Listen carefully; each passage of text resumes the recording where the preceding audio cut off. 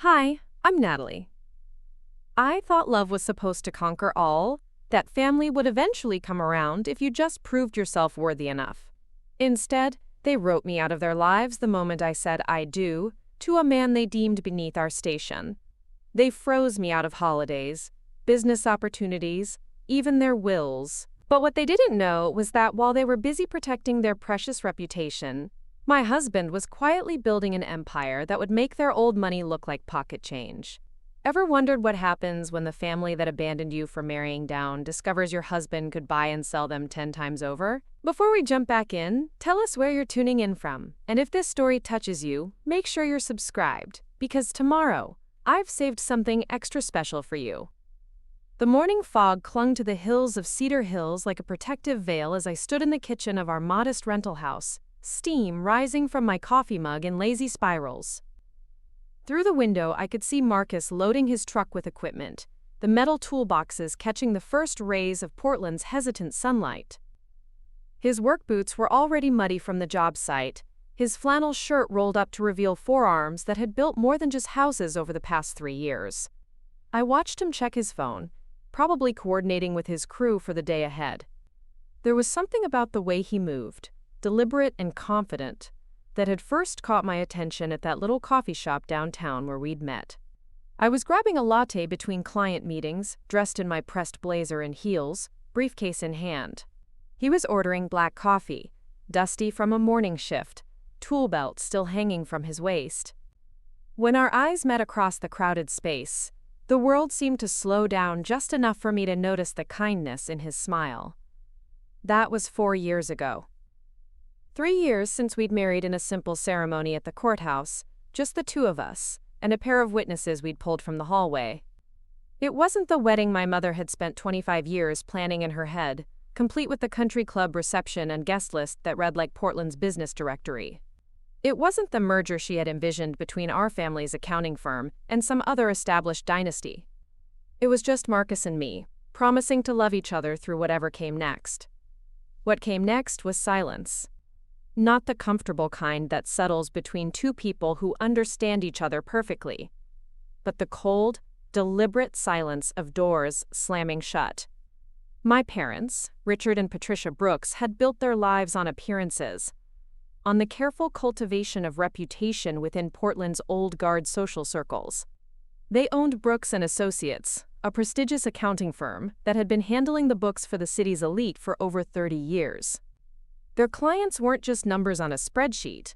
They were connections, relationships, power brokers who moved in the same circles, attended the same charity galas, sent their children to the same private schools. In their world, I was supposed to marry Dr. Someone or Attorney Somebody, preferably with a trust fund and a family name that appeared on buildings around town. Instead, I'd fallen in love with a contractor who showed up to work in a pickup truck, and whose idea of formal wear was a clean pair of jeans. The disappointment in my father's voice when I'd told them about Marcus still echoed in quiet moments. The way my mother's face had tightened when she learned about our courthouse wedding, as if I'd personally insulted every ancestor whose portrait hung in their formal dining room. The rejection hadn't come all at once. It was more like water wearing away stone, slow and relentless. First, the invitations stopped coming. Family dinners became family dinners for 3, with Vanessa taking my place at the table as the dutiful daughter who still lived up to expectations. Then the business connections dried up. My own career at TechFlow Solutions was thriving, but the referrals and networking opportunities that had always flowed through family channels vanished overnight. Finally came the formal notification from their estate attorney that my name had been removed from all inheritance documents. The message was clear. You chose him, now live with the consequences. Marcus knew, of course. You can't hide that kind of rejection from someone who shares your bed and your morning coffee. But he never said I told you so, never suggested that maybe we should have waited longer or tried harder to win them over. He just held me when I cried and reminded me that we were building something new together, something that belonged to us alone. He'd grown up without family money, without connections or safety nets, and he'd learned early that the only person you could truly count on was yourself. I sipped my coffee and watched him close the tailgate of his truck with a solid thunk that echoed across the quiet neighborhood. He glanced up and caught me watching, flashing that same smile that had stopped my world in a crowded coffee shop. I waved, and he blew me a kiss before climbing into the driver's seat. The truck rumbled to life, and I listened to the sound fade as he drove toward whatever construction site demanded his attention today. The house felt different after he left, emptier but also more focused. I had my own morning routine to complete before heading to TechFlow, where a presentation to potential investors awaited. The irony wasn't lost on me that while my parents saw my husband as someone who worked with his hands, I spent my days in boardrooms discussing software solutions and digital transformations that would revolutionize how businesses operated. We were both builders in our own way, just using different tools. I finished my coffee and headed upstairs to get ready for the day. The bedroom was still warm from where Marcus had been getting dressed earlier, his scent lingering faintly on the air. I chose a navy suit from the closet, something professional but not flashy, the kind of outfit that commanded respect without drawing unnecessary attention. As I fastened my earrings, I caught my reflection in the mirror and saw my mother's cheekbones, my father's determined jawline. The genetics were undeniable, even if the relationship had been severed. My phone buzzed against the dresser, and for a split second, my heart jumped with the foolish hope that it might be them. That maybe today would be the day they'd decide 3 years of silence was enough, that blood was thicker than pride. Instead, it was a text from Vanessa, my younger sister, who had somehow managed to navigate the family politics without choosing sides, though her continued presence at every family gathering made her position pretty clear. The message was brief and carefully neutral, the way all our communications had become since my exile. Family dinner this Sunday. Mom's making her famous pot roast. Miss you. The subtext was obvious. You know what you need to do to be invited back.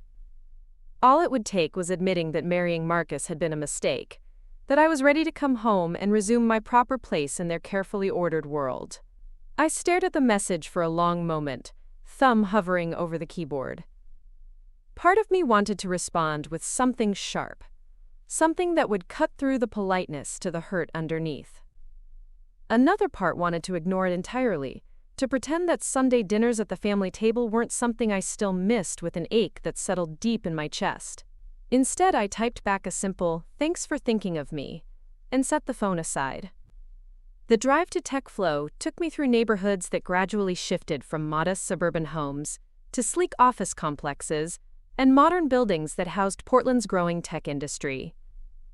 I'd been with the company for 5 years now, starting as a junior analyst and working my way up to senior project manager. My colleagues respected my work, and my boss had been hinting about a potential promotion to director level. It was the kind of success my parents might have been proud of, if they'd allowed themselves to acknowledge it. The presentation went well. The investors asked pointed questions about scalability and market penetration, and I answered with the kind of confidence that came from knowing your material inside and out. Afterward, my boss Linda pulled me aside to congratulate me on handling their concerns so smoothly. She was a woman in her 50s who had built her own path in tech long before it was fashionable, and I'd always admired her directness. "You know, Natalie," she said as we walked back toward our offices, "you've got something special. That combination of technical knowledge and people skills is rare in this industry. Don't let anyone make you forget that." Her words stayed with me through the rest of the day as I tackled emails and project updates. Linda didn't know about the family situation. I kept my personal life carefully separate from work, but somehow her reminder felt perfectly timed, like the universe's way of nudging me to remember my own worth when other people's opinions threatened to overshadow it. I left the office as the sun was beginning its descent behind Portland's skyline, painting the buildings in shades of gold and amber. The drive home took me past some of Marcus's recent projects, residential developments that were transforming empty lots into communities. I recognized his work by now, the attention to detail that went beyond basic construction requirements, the small touches that showed someone who cared about craftsmanship rather than just meeting deadlines. He was already home when I arrived, showered and changed into clean clothes, working on his laptop at the kitchen table. Papers were spread around him, blueprints and contracts and what looked like financial documents. He glanced up when I walked in, and his smile was tired but genuine. "How'd the presentation go?" he asked, closing the laptop and gathering the papers into a neat pile. Better than expected. The investors seem interested, and Linda thinks we might have a real shot at landing the contract. I kicked off my heels and sank into the chair across from him. What about you? Busy day? Something like that. He gestured vaguely at the paperwork. Just trying to stay on top of all the details. You know how it is. I did know how it was. Running your own business, even a small contracting operation, meant wearing a dozen different hats and juggling more responsibilities than most people realized. Marcus had started his company with just himself and an old pickup truck, taking on small repair jobs and gradually building a reputation for quality work and fair pricing. Over the past few years, he'd expanded enough to hire a small crew and take on larger projects, but it was still very much a hands-on operation that demanded his constant attention. We made dinner together, falling into the easy rhythm we'd developed over our years together. He told me about a challenging foundation pour that had taken most of the day to get right, while I described the investors. Questions about user interface design. Preparing and narrating this story took us a lot of time, so if you are enjoying it, subscribe to our channel. It means a lot to us. Now back to the story. It was domestic and comfortable and utterly normal, the kind of evening my parents would probably consider boring compared to their charity galas and business dinners at the country club. After we cleaned up, we settled on the couch to watch a documentary about architectural innovations in sustainable building. Marcus provided running commentary about construction techniques and material costs, while I asked questions about how new technologies might impact the industry. It was the kind of conversation that reminded me why I'd fallen in love with him in the first place. His mind was sharp and curious, always looking for ways to improve and innovate within his craft. Later, as we were getting ready for bed, I found myself thinking about Vanessa's text again. The family dinner invitation felt like a test, or maybe a trap. Show up and pretend everything was fine, that 3 years of rejection hadn't left any scars. Accept their conditions for reconciliation, which undoubtedly involved some form of apology or admission of error. Proved that I was ready to prioritize their approval over my own happiness. Marcus noticed my distraction as I brushed my teeth. "Everything okay?" he asked, his reflection meeting mine in the bathroom mirror. I considered lying, offering some work-related excuse for my mood. But we'd promised each other honesty from the beginning, even when the truth was complicated. Vanessa invited me to Sunday dinner, family pot roast and all that. He was quiet for a moment, processing the implications. What do you want to do? I don't know. The admission felt like failure. Part of me misses them so much it physically hurts. But I know what going back would mean. It would mean admitting they were right about us, about you, and I can't do that. You shouldn't have to do that. His voice was firm but gentle. Love isn't supposed to come with conditions like that. We finished our bedtime routines in comfortable silence, each lost in our own thoughts. As we settled into bed, Marcus reached for my hand in the darkness. His fingers were calloused from years of manual labor, strong and warm and steady. They were working man's hands, the kind my mother had always associated with limited prospects and narrow horizons. But to me they represented everything I valued: honesty, dedication, the willingness to build something meaningful from the ground up. "Whatever you decide about Sunday," he said quietly, "I'm with you. If you want to go, I'll support that. If you want to stay away, I'll support that too. Just don't make the decision based on fear or shame, because you have nothing to be ashamed of." I squeezed his hand in the darkness, grateful once again for the man I'd chosen over my family's expectations. Outside, Portland's night sounds drifted through the bedroom windows. Distant traffic, the occasional siren, the ordinary symphony of a city settling into sleep. Tomorrow would bring new challenges, new choices to make about how to balance love and loyalty, past and future. But tonight, lying next to my husband in our modest bedroom in our rented house, I felt rich in all the ways that actually mattered. The morning light filtering through our bedroom curtains had a different quality to it, softer somehow, as if the Pacific Northwest weather was offering a brief reprieve from its usual gray persistence.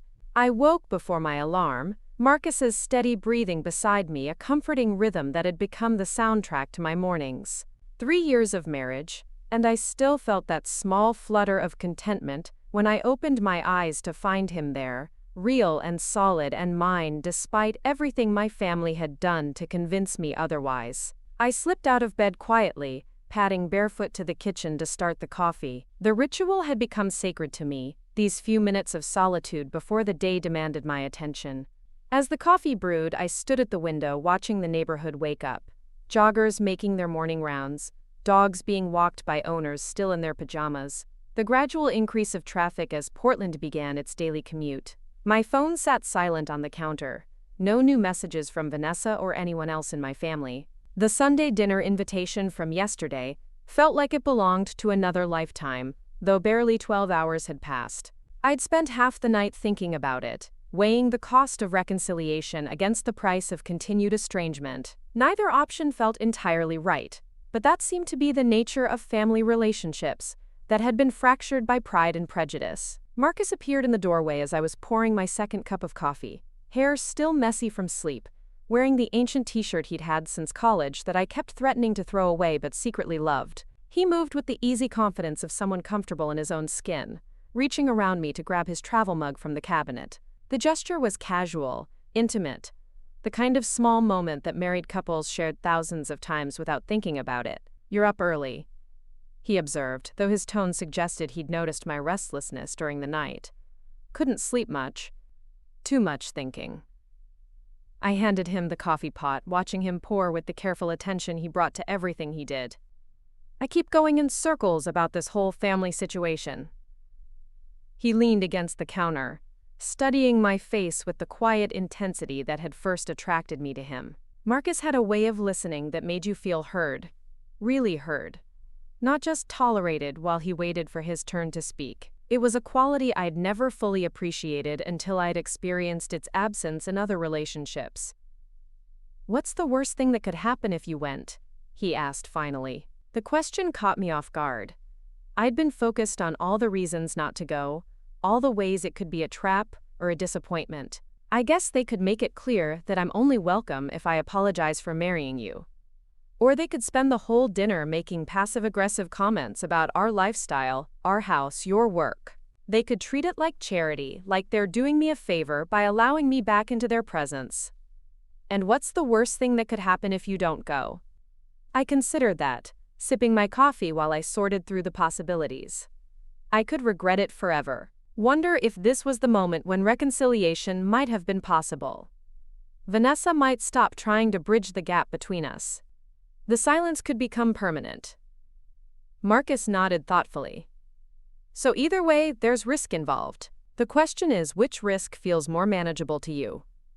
It was such a Marcus response, pragmatic and clear-eyed, focused on the decision-making process rather than trying to tell me what to choose. He'd learned early in our relationship that I needed to work through problems out loud, that my thinking became clearer when I could articulate it to someone who cared enough to listen without judgment. "Sometimes I think about what our kids would think, if we have them someday," I said, surprising myself with the admission. "Would they wonder why they don't have grandparents on my side? Would they think less of me for cutting ties with my family? Or would they understand that some relationships become too toxic to maintain?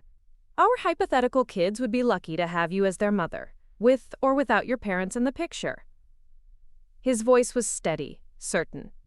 "Children need adults who model self-respect and healthy boundaries, not adults who sacrifice their dignity to keep peace with people who don't respect them." I felt something loosen in my chest, a knot of anxiety I'd been carrying since Vanessa's text message. Marcus had a gift for cutting through emotional complexity to find the core issue, for helping me see situations more clearly without making me feel stupid for being confused in the first place. It was one of the many ways he'd proven my parents wrong about his intelligence, his worth, his capacity to be a genuine partner. "What if I told you I wanted to go, just to see what happens?" I asked, testing the idea out loud.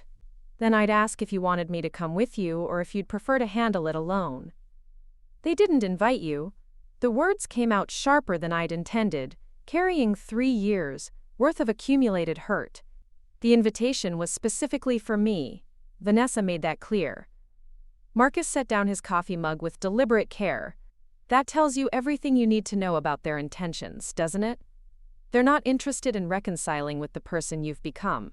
They want the old version of you back. the one who existed before you married beneath your station. He was right, of course. A genuine invitation to reconcile would have included both of us, would have acknowledged that we came as a package deal now. The fact that they were trying to separate me from my husband for this supposed olive branch revealed the manipulation underneath their gesture. "I'm not going," I said, the decision crystallizing as I spoke.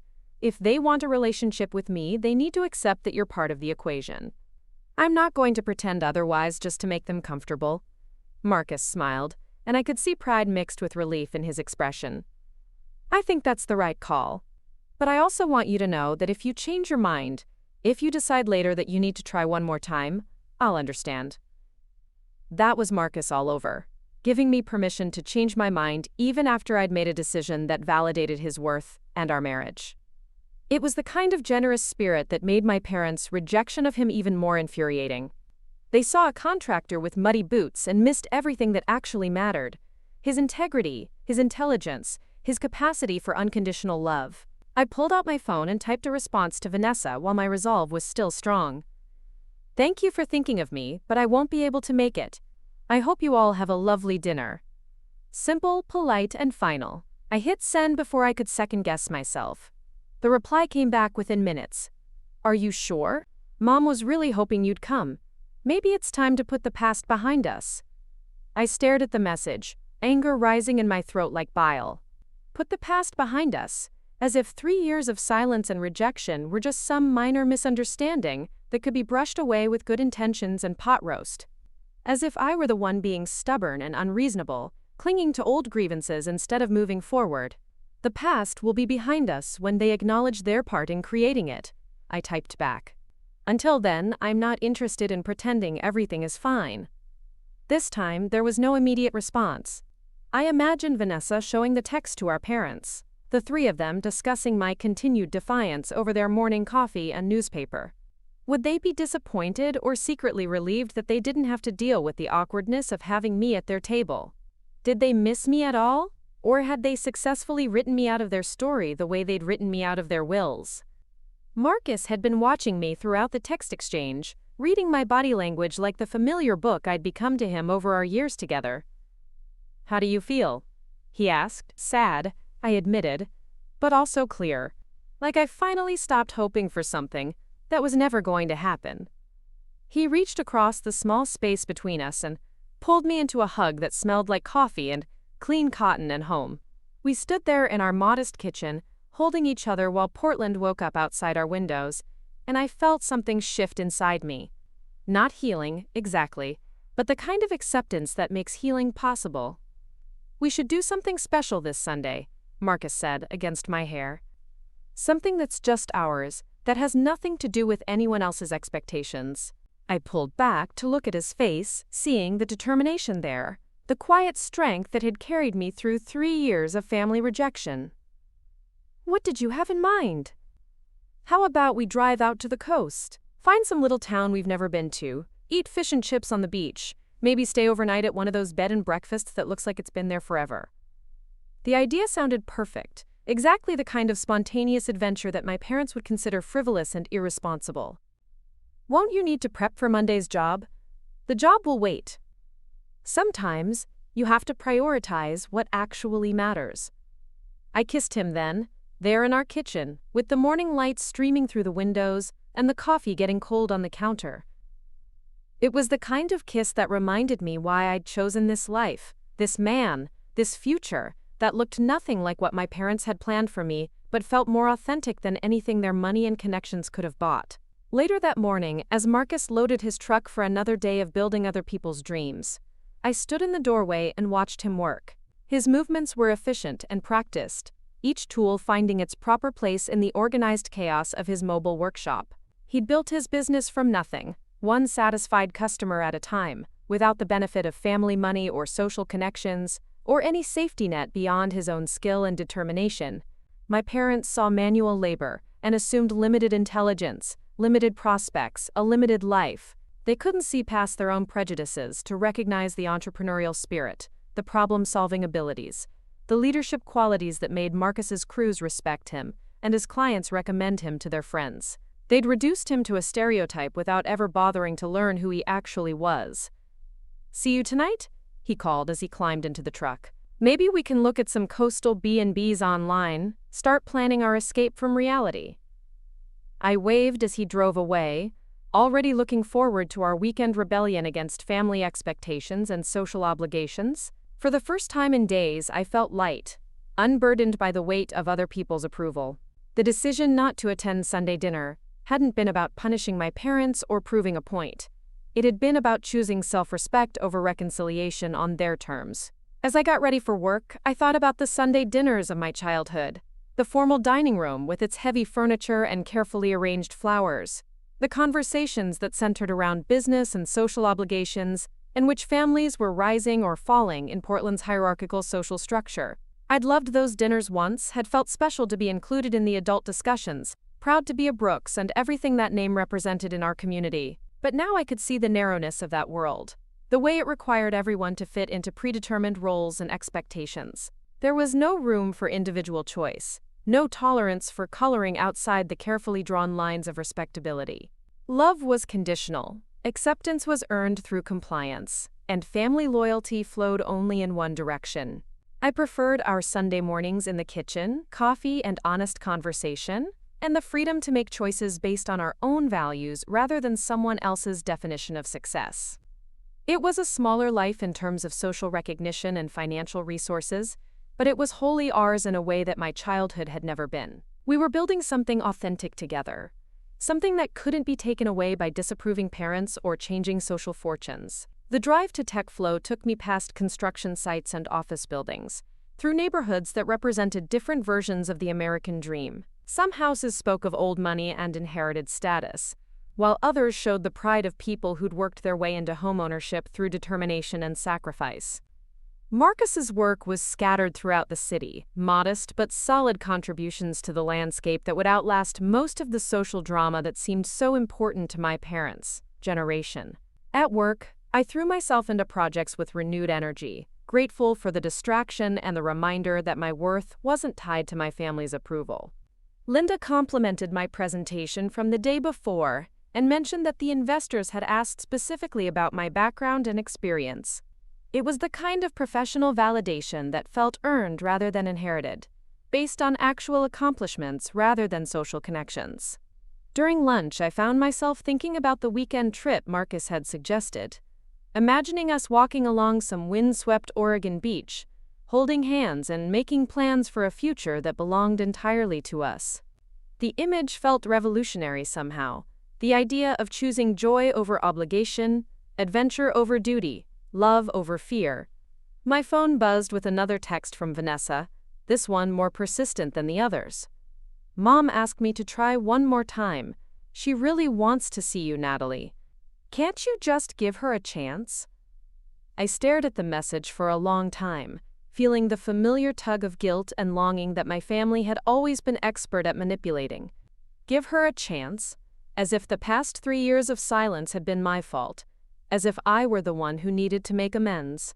The manipulation was so subtle, so ingrained in our family dynamic, that part of me almost fell for it. Almost. Instead, I typed back a single word: no. This time, I turned off my phone entirely, slipping it into my desk drawer where it couldn't tempt me with more guilt-laden messages disguised as loving concern. The silence felt liberating, like stepping out of a house that had been slowly filling with toxic gas. I could finally breathe freely again, finally think clearly about what I actually wanted rather than what I was supposed to want.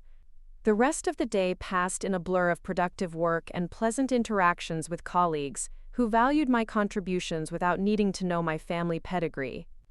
By the time I drove home through Portland's evening traffic, I felt lighter than I had in weeks. The decision was made, the boundaries were set, and for the first time in 3 years, I felt genuinely excited about the future Marcus and I were building together. He was waiting when I got home, laptop open on the kitchen table, surrounded by printouts of bed and breakfast websites and coastal town visitor guides. His face lit up when he saw me, and I realized that this was what happiness looked like. Simple, honest, uncompromised by other people's agendas or expectations. "Find anything interesting?" I asked, settling into the chair beside him.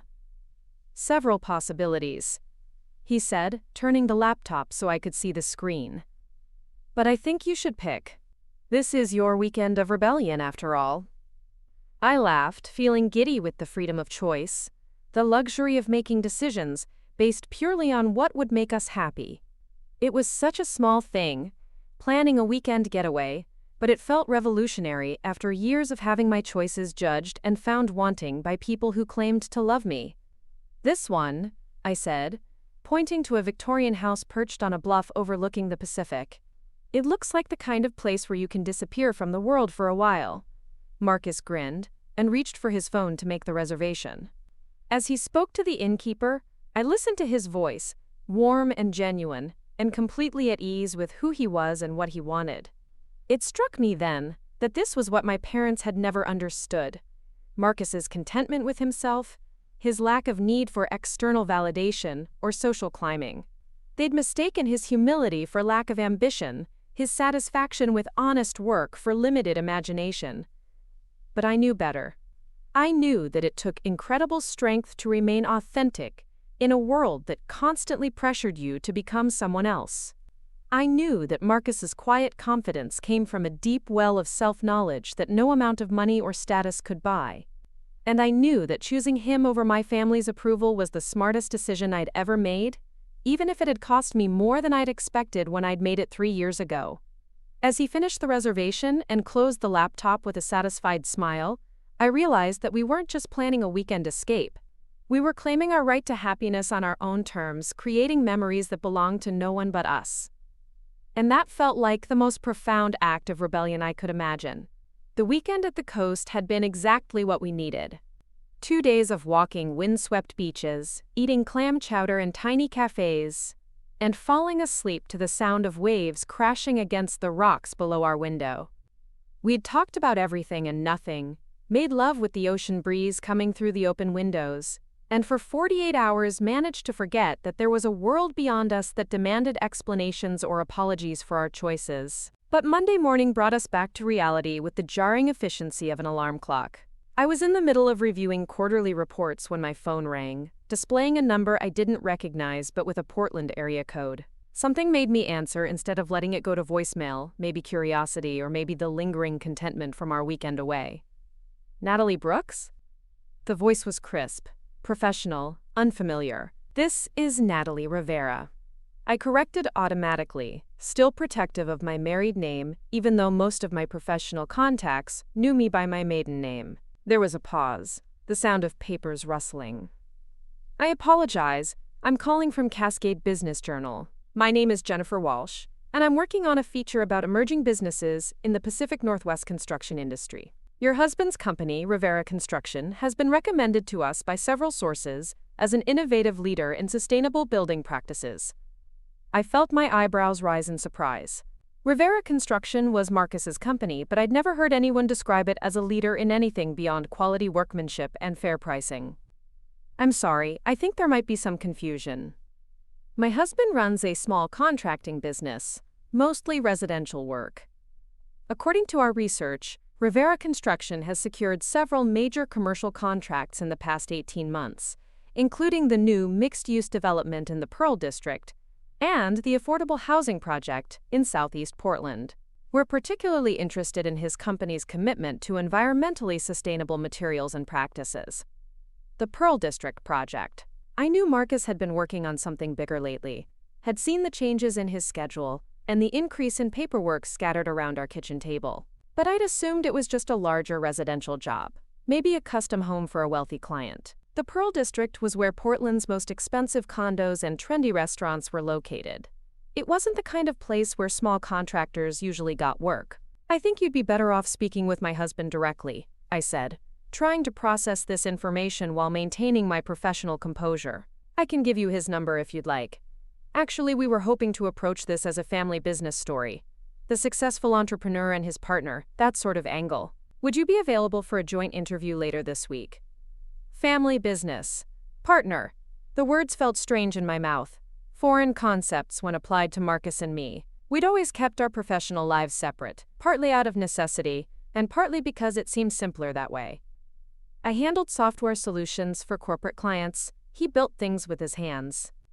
Our worlds occasionally overlapped at dinner conversation, but I'd never considered myself part of his business in any meaningful way. I'll need to discuss this with Marcus first, I said finally. Can I have him call you back? After she gave me her contact information and we ended the call, I sat staring at my computer screen without seeing it. Major commercial contracts. Sustainable building practices. Innovative leader. The phrases didn't match the mental picture I had of my husband's work.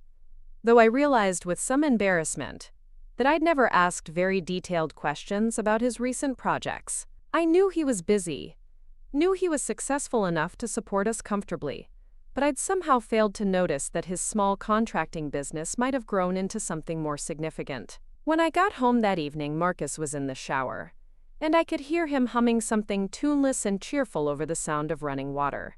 I wandered into the kitchen, where his usual collection of papers was spread across the table, but this time I actually looked at them instead of politely averting my eyes. Contracts, architectural drawings, material specifications for projects that looked far more complex than anything I'd imagined him handling. "Good day?" he asked, appearing in the doorway with damp hair and wearing the comfortable clothes he changed into after work. "Interesting day," I said, holding up one of the contracts. Rivera Construction is apparently an innovative leader in sustainable building practices. Marcus paused in the act of opening the refrigerator, his back still turned to me. "Who told you that?" "A reporter from Cascade Business Journal. She wants to interview us about your family business." I watched his shoulders tense slightly. "Marcus, what exactly is Rivera Construction these days?" He turned around slowly, leaning against the refrigerator door with an expression I couldn't quite read. Not guilty exactly, but definitely uncomfortable. "It's still a construction company. With major commercial contracts in the Pearl District? Among other places, yes." I waited for him to elaborate, but he seemed content to let the silence stretch between us. It was so unlike the easy communication we usually shared that I felt a flutter of something that might have been anxiety. "Why didn't you tell me?" "Tell you what?" "That your small contracting business has apparently become a major commercial operation. That you're working on high-profile projects that get the attention of business journalists. That maybe I've been completely wrong about what you do all day." Marcus was quiet for a long moment, studying my face with the careful attention he usually reserved for structural problems that required delicate solutions. "What did you think I did all day?" The question caught me off guard. "I thought you built houses, remodeled kitchens, fixed roofs. The kind of work my parents assumed was small-scale and limited. And if it had been, if I really was just a guy with a pickup truck who fixed people's porches, would that have changed anything for you?" "Of course not." The answer came immediately, automatically, but even as I said it, I wondered if it was entirely true. Had some part of me been quietly relieved that Marcus was more successful than my parents realized? Had I been carrying around a secret hope that his business would grow large enough to validate my choice in their eyes? "Because it sounds like you're surprised that I might be more than what your family assumed I was." There was an edge to his voice now, something I rarely heard from him. Not anger, exactly, but a kind of wariness that made me realize I'd stumbled into territory more sensitive than I'd understood. "I'm not surprised that you're more than they assumed," I said carefully. "I'm surprised that I didn't know. We've been married for 3 years, Marcus. How did I miss the fact that your business was expanding, that you were taking on bigger projects, hiring more people, working with commercial developers?" He was quiet for so long that I began to worry I'd said something unforgivable. When he finally spoke, his voice was softer but still guarded. "Because you never asked. And because I wasn't sure you wanted to know." "What do you mean?" "I mean that from the beginning, our relationship has been about you choosing love over status, right? You picked the contractor over the country club crowd. You chose authenticity over your parents' approval. And that's beautiful, Natalie, but it also meant that my actual success or failure was never really the point. What mattered was that I represented something different from what they wanted for you." I felt something cold settle in my stomach as I processed his words. "You think I married you as an act of rebellion?" "I think you fell in love with me, but I also think part of what you fell in love with was the idea of what choosing me represented. And I've been afraid that if you knew how much the business had grown, how much money we're actually making, it might change something fundamental about what we mean to each other. The accusation hung between us like smoke, invisible but impossible to ignore. I wanted to deny it immediately, to tell him he was wrong about my motivations and wrong about the foundation of our marriage. But the truth was more complicated than simple denial would allow. "The Pearl District project," I said finally. "How much is it worth?" Marcus hesitated, then named a figure that made me blink. It was more than my annual salary at TechFlow, more than I'd imagined his entire business was worth. "And that's just one project?" "One of several, yes." "How many people do you employ?" "Directly? About 15 full-time, plus subcontractors as needed. But we're also the primary contractor for 2 smaller companies that handle specialized work." I sat down heavily in one of the kitchen chairs, trying to reconcile this information with the mental picture I'd carried of Marcus's work. 15 employees. Multiple major contracts. A business large enough to merit attention from business journalists. While I'd been thinking of him as a skilled craftsman running a small operation, he'd quietly built what sounded like a significant company. "Why didn't you tell me?" I asked again. "Because I was afraid it would change things between us. Because I liked being the guy you chose despite what your family thought.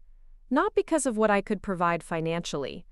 Because our relationship started with you valuing who I was over what I had.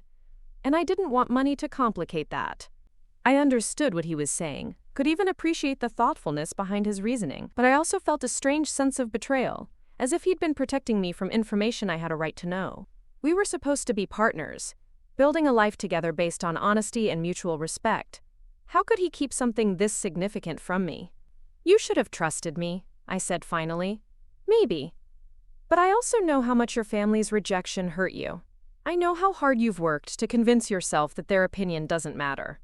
And I was afraid that if you knew I could actually afford to give you the kind of lifestyle they thought you deserved, it might make you question whether walking away from them was the right choice." There was more truth in his words than I wanted to acknowledge. Part of me had found a certain pride in our modest circumstances, in the way our love had supposedly transcended material considerations. It was a romantic narrative that cast us as heroes in our own story, choosing authenticity over affluence, genuine connection over social advantage. But if Marcus was actually successful enough to provide the kind of financial security my parents had always emphasized as important, did that change the moral calculus of my choice? Did it make the rejection of him seem more obviously unreasonable? Or did it somehow diminish the sacrifice I thought I'd made by choosing him? "The Business Journal wants to interview both of us," I said, avoiding the larger questions for the moment. "They want to do a story about Rivera Construction as a family business. And how do you feel about that?" I considered the question seriously. How did I feel about the possibility of our success being documented publicly, in a publication that my parents and their social circle would almost certainly see? There was a part of me that found the idea satisfying, vindictive even. "Look what you missed," I wanted to tell them. "Look at the man you dismissed as unworthy of your daughter." But there was another part of me that worried about my own motivations. Was I interested in the interview because I was proud of what Marcus had built, or because I wanted to prove something to people whose opinions I claimed not to value anymore?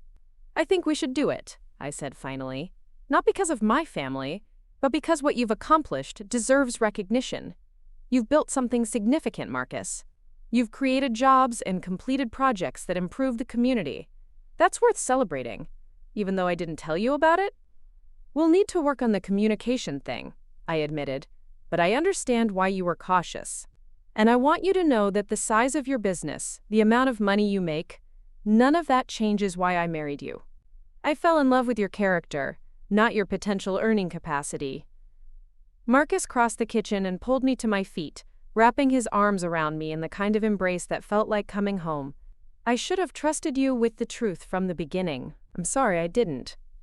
I leaned into his warmth, breathing in the familiar scent of his cologne, mixed with the lingering traces of sawdust that seemed to cling to him no matter how thoroughly he showered. "I'm sorry I never asked better questions about your work.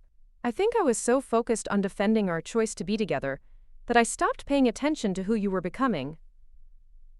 So we're both learning then. Apparently. We stood there in our kitchen, holding each other while Portland's evening light faded outside our windows, and I felt something shift in my understanding of our relationship. We weren't the same people who had met in that coffee shop 4 years ago, weren't even the same people who had gotten married in the courthouse 3 years ago. We'd both grown and changed, built things and learned things, and become more than we'd been when we first fell in love. Maybe that was what my parents had never understood about marriage, about genuine partnership. They seemed to think that love was about finding someone who fit perfectly into your existing life plan, someone whose background and prospects aligned neatly with your own. But real love, the kind Marcus and I had found together, was about growing and changing together, about supporting each other's evolution even when it led to unexpected places. "Tell me about the Pearl District project," I said when we finally separated. "I want to know everything." Marcus smiled, the wariness finally leaving his expression. "It's a mixed-use development, residential and commercial space, designed to meet LEED certification standards for environmental sustainability.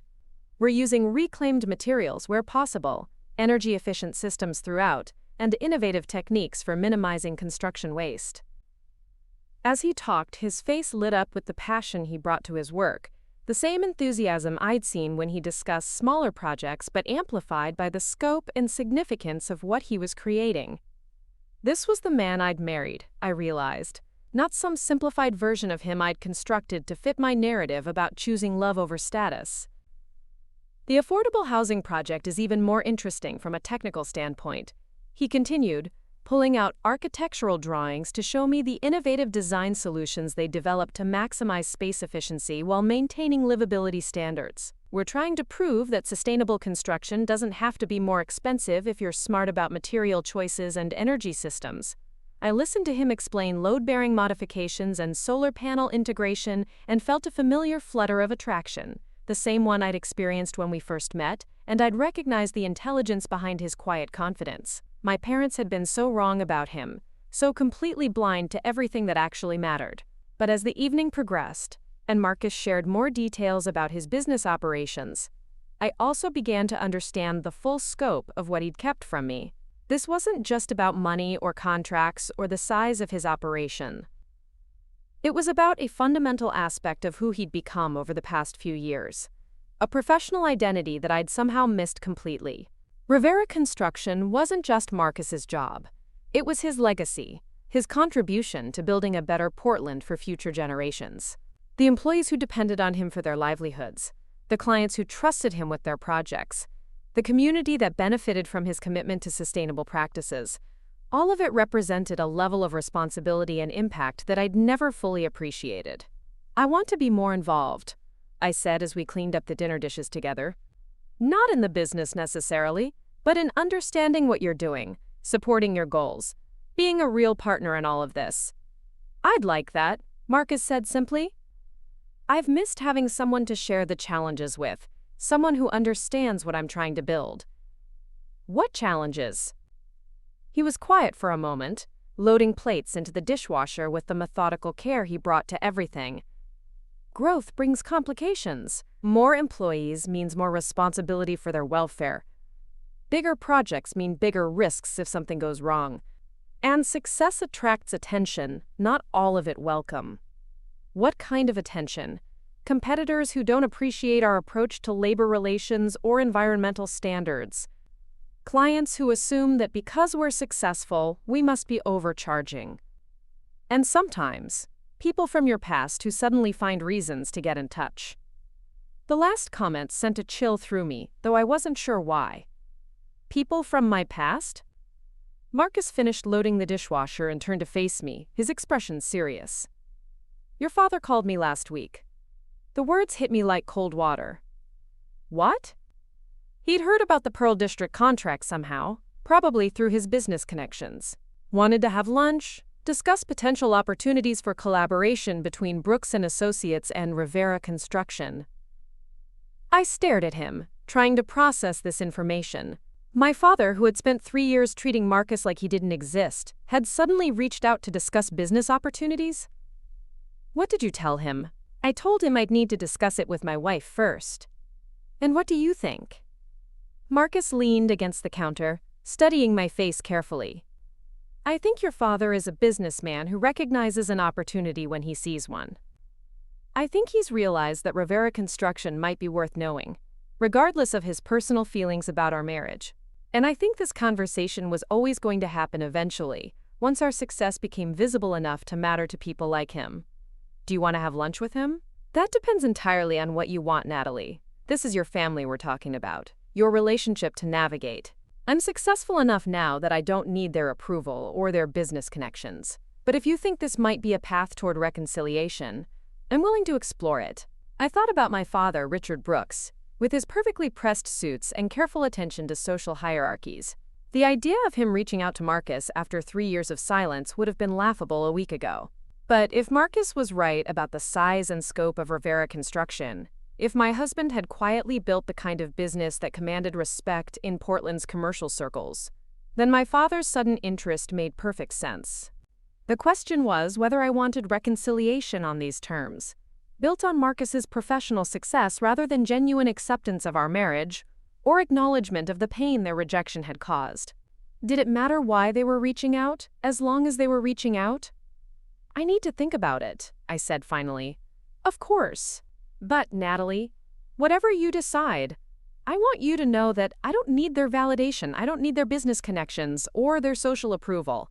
Rivera Construction will succeed or fail on its own merits, regardless of whether your family chooses to be part of our lives. I nodded, grateful for his steadiness, his refusal to let external pressure rush us into decisions we might regret later. But I also felt the weight of choice settling on my shoulders once again. 3 years ago, I'd chosen love over family approval. Now I was being offered the possibility of having both, but only because Marcus had proven himself worthy by their standards, rather than because they'd recognized their error in judgment. Was that enough? Could I accept reconciliation that was motivated by respect for my husband's financial success, rather than remorse for their treatment of us? Did their reasons matter if the end result was the restoration of family relationships that I still missed despite everything? That night, as we lay in bed listening to Portland's familiar night sounds, I found myself thinking about the Business Journal interview, about my father's lunch invitation, about the strange irony of success changing the rules of a game I'd thought I'd stopped playing years ago. Marcus? I said into the darkness. Yeah? Are we rich? He was quiet for so long that I thought he might have fallen asleep. When he finally answered, his voice was careful, measured. We're comfortable, more than comfortable. We could buy a house in your parents' neighborhood if we wanted to. We could afford private schools for our kids someday, country club memberships, the kind of lifestyle you grew up with. But we don't. We don't want to. At least, I don't. I like our life the way it is. I like our neighborhood, our rented house, our Saturday mornings at the farmer's market. I like that our success hasn't changed who we are fundamentally. I understood what he meant. There was something appealing about the idea that we'd chosen our modest lifestyle not out of necessity but out of preference. That we had the means for more but were content with enough. It was a different kind of privilege than what I'd grown up with. Subtler, but perhaps more authentic. Do you think my parents would accept us now? I asked. If they knew the truth about Rivera Construction. I think they'd accept the version of us that looks successful by their standards. Whether they'd accept who we actually are as people, that's harder to say. It was an important distinction, one that cut to the heart of what had gone wrong between us 3 years ago. My parents had rejected Marcus based on their assumptions about what his work meant, what his background represented, what our future together would look like. They hadn't bothered to get to know him as an individual, to understand his values, or his goals, or his character. If they were willing to reconsider their position now, was it because they'd gained new insight into who Marcus actually was? Or simply because his success had changed their calculations about what our marriage meant for the family's social standing? Did it matter if the end result was the same? The reporter wants to interview us Thursday afternoon, I said, changing the subject slightly. At your main office. That works. You'll get to see the operation, meet some of the crew. It might help you understand what we've built. I'd like that. I fell asleep thinking about business interviews and family reconciliation, about the strange ways that success could reshape relationships and rewrite histories. But underneath the practical considerations, I felt something else stirring: curiosity about the man I'd married, excitement about discovering new dimensions of the life we were building together. Maybe that was what mattered most, not whether my parents accepted us or whether Rivera Construction got favorable press coverage, but whether Marcus and I could continue growing and changing together while maintaining the core connection that had brought us together in the first place. Everything else, the money and the recognition, and even the possibility of family reconciliation, was just background noise compared to that central truth. The next morning brought crisp October air and the kind of golden light that made Portland look like it belonged in a coffee commercial. I woke before Marcus, slipping out of bed quietly to make coffee and check my emails before the day's demands took over. There was a message from Jennifer Walsh confirming our interview time, another from Linda asking about my availability for a client presentation next week, and buried in the middle of my inbox, a message that made my blood run cold. The sender was listed simply as R. Brooks, and the subject line read, "Family Business Opportunities." My father had apparently decided not to wait for Marcus's response to his lunch invitation. Instead, he'd gone directly to me, and the tone of his email was everything I'd learned to expect from Richard Brooks, over 30 years of being his daughter. "Natalie," it began, with no warmth or greeting, just my name like a statement of fact. "I trust Marcus has mentioned our conversation regarding potential collaboration between our firms. As I'm sure you understand, Rivera Construction's recent growth presents interesting possibilities for mutually beneficial business relationships. I'd like to discuss these opportunities with both of you at your earliest convenience. Perhaps dinner this Friday at the club would be appropriate. Please confirm your availability by Thursday afternoon." I read the email 3 times, feeling my anger build with each pass. There was no acknowledgement of the 3 years of silence, no apology for the way they'd treated us, no recognition that he was asking for something from people he'd explicitly rejected. Instead, there was only the assumption that his business proposition would be welcomed, that Marcus and I would naturally want to associate with Brooks and Associates, now that it might be financially advantageous for everyone involved. The casual mention of the club was particularly galling. The Portland Country Club, where I'd attended debutante balls and charity fundraisers, where my parents had celebrated their anniversary just months after cutting me out of their lives entirely. The place where Marcus would never be truly welcome, regardless of his professional success, because his background would always mark him as an outsider in their carefully maintained social ecosystem. "Everything okay?" Marcus asked, appearing in the kitchen doorway with his hair still messy from sleep. I wordlessly handed him my phone, watching his expression darken as he read my father's email. When he finished, he set the phone down with deliberate care, the same controlled movement he used when handling something that might break if treated roughly. "Friday dinner at the country club," he said flatly. How thoughtful of him to choose neutral territory. "You don't have to do this," I said quickly. "We don't owe him anything, Marcus. Success doesn't mean we have to make room in our lives for people who hurt us. But part of you wants to go." It wasn't a question, and I couldn't deny the truth behind it. Part of me did want to go, wanted to see the look on my father's face when he realized exactly how wrong he'd been about the man I'd married. Part of me wanted to sit at their precious country club and force them to acknowledge that Marcus belonged at their table, not as a supplicant seeking their approval, but as an equal who'd succeeded on his own terms. Part of me wants to see them squirm, I admitted. Part of me wants to make them face what they threw away when they decided we weren't worth their time. And the other part? The other part is afraid that if we go, we'll be validating their belief that money and status are what actually matter. That will be accepting their terms for what makes a relationship valuable. Marcus poured himself coffee and leaned against the counter, considering this. What if we went but set our own terms? What if we used their business proposition as an opportunity to be clear about what we expect from any relationship moving forward, such as acknowledging that they were wrong about me, wrong about us, and wrong about what marriage should be based on, such as understanding that any business relationship depends on them treating both of us with basic respect, not just tolerating me because I've proven profitable.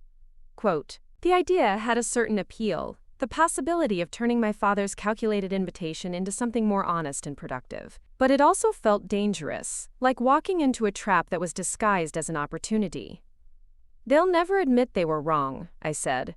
"That's not how my family operates. They'll find ways to rewrite history, to make it seem like the estrangement was a misunderstanding rather than a deliberate choice on their part. Then we'll make it clear that rewriting history isn't acceptable. That moving forward requires acknowledging the past." I studied his face, looking for signs of the anger or hurt that my father's email should have provoked. But Marcus looked calm, thoughtful, as if he were considering a complex construction problem that required careful analysis rather than emotional reaction. "You're not angry," I observed. "I'm not surprised," he corrected. "Your father is a businessman. He's recognized that Rivera Construction might be useful to him, so he's reaching out. It's exactly what I would have predicted once our success became visible. And that doesn't bother you?" "It bothers me that he couldn't see my value as a human being 3 years ago. It bothers me that he hurt you so badly with his narrow-minded prejudices. But his willingness to reconsider his position now that it might benefit him financially, that's just who he is, Natalie. It doesn't change anything fundamental about our relationship or our choices." I envied his clarity, his ability to separate business considerations from personal emotions. But I also wondered if his calm response meant he didn't fully understand what accepting this invitation might cost us. How easily we might find ourselves drawn back into family dynamics that had proven toxic in the past. "What about your crew?" I asked, changing the angle slightly. "What about the people who work for you? Do they know that the boss they respect built his business without any help from his wife's wealthy family?" Marcus smiled for the first time since reading the email. "They know I started with nothing but a truck and a tool belt. They know I earned every contract through quality work and fair dealing. And they know that my wife chose me over her family's money, which makes them respect both of us more, not less.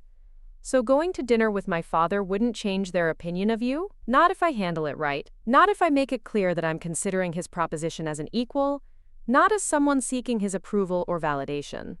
The distinction mattered, I realized. There was a difference between accepting an invitation because you were grateful for the opportunity and accepting one because you were curious about what someone had to offer. The first position implied need or insecurity. The second implied strength and choice. "All right," I said finally. "Let's go to dinner. But we do it on our terms, not his." Marcus nodded, already reaching for his phone to call my father back. I listened to him schedule the meeting with calm professionalism, neither eager nor deferential, simply arranging a business discussion between equals. When he hung up, I felt something loosen in my chest, a knot of anticipation mixed with anxiety. "Friday at 7, he said. "The club's main dining room. Are you nervous?" "Are you?" I considered the question honestly. Terrified, excited, angry, hopeful. Pretty much everything at once. "Good," Marcus said, pulling me into his arms for a quick kiss before heading upstairs to shower. "That probably means we're doing something important." As I heard the water start running upstairs, I thought about the interview scheduled for later that afternoon, about the Business Journal article that would make Rivera Construction's success public knowledge throughout Portland's professional community. By the time we sat down for dinner with my father on Friday, everyone would know exactly what Marcus had accomplished, exactly what my parents had missed when they'd dismissed him as unworthy of their daughter. The irony was almost too perfect. They'd rejected him for being beneath our family station, and now they wanted to associate with him because his station had risen above theirs. But maybe that irony could become a tool, a way of forcing them to confront their own prejudices and acknowledge the damage they'd done. Or maybe I was being naive, hoping for self-awareness and growth from people who'd proven remarkably resistant to both. Maybe Friday's dinner would just be another performance, another opportunity for my parents to maintain their self-image while pursuing their self-interest. Either way, I thought as I finished my coffee and prepared for another day at TechFlow, we'd find out soon enough. And regardless of what happened with my family, Marcus and I would still have each other, still have the business we'd built and the life we'd chosen. That was the foundation that couldn't be shaken, no matter how the rest of the pieces arranged themselves around us. Thursday afternoon arrived with the kind of crisp autumn clarity that made Portland's industrial district look almost picturesque. I followed the GPS directions to Rivera Construction's main office, driving through neighborhoods I'd never had reason to visit before. The address led me to a converted warehouse in southeast Portland, surrounded by other businesses that spoke of a thriving commercial area I'd somehow remained oblivious to, despite living in the city my entire life. The building itself was impressive in an understated way, red brick and large windows, with a small parking lot full of trucks bearing the Rivera Construction logo. I could see workers moving around in the distance, the organized chaos of a busy operation in full swing. As I pulled into a visitor's space, I realized I was nervous in a way I hadn't expected to be. This was my husband's world, the place where he spent most of his waking hours, and I was about to see it properly for the first time.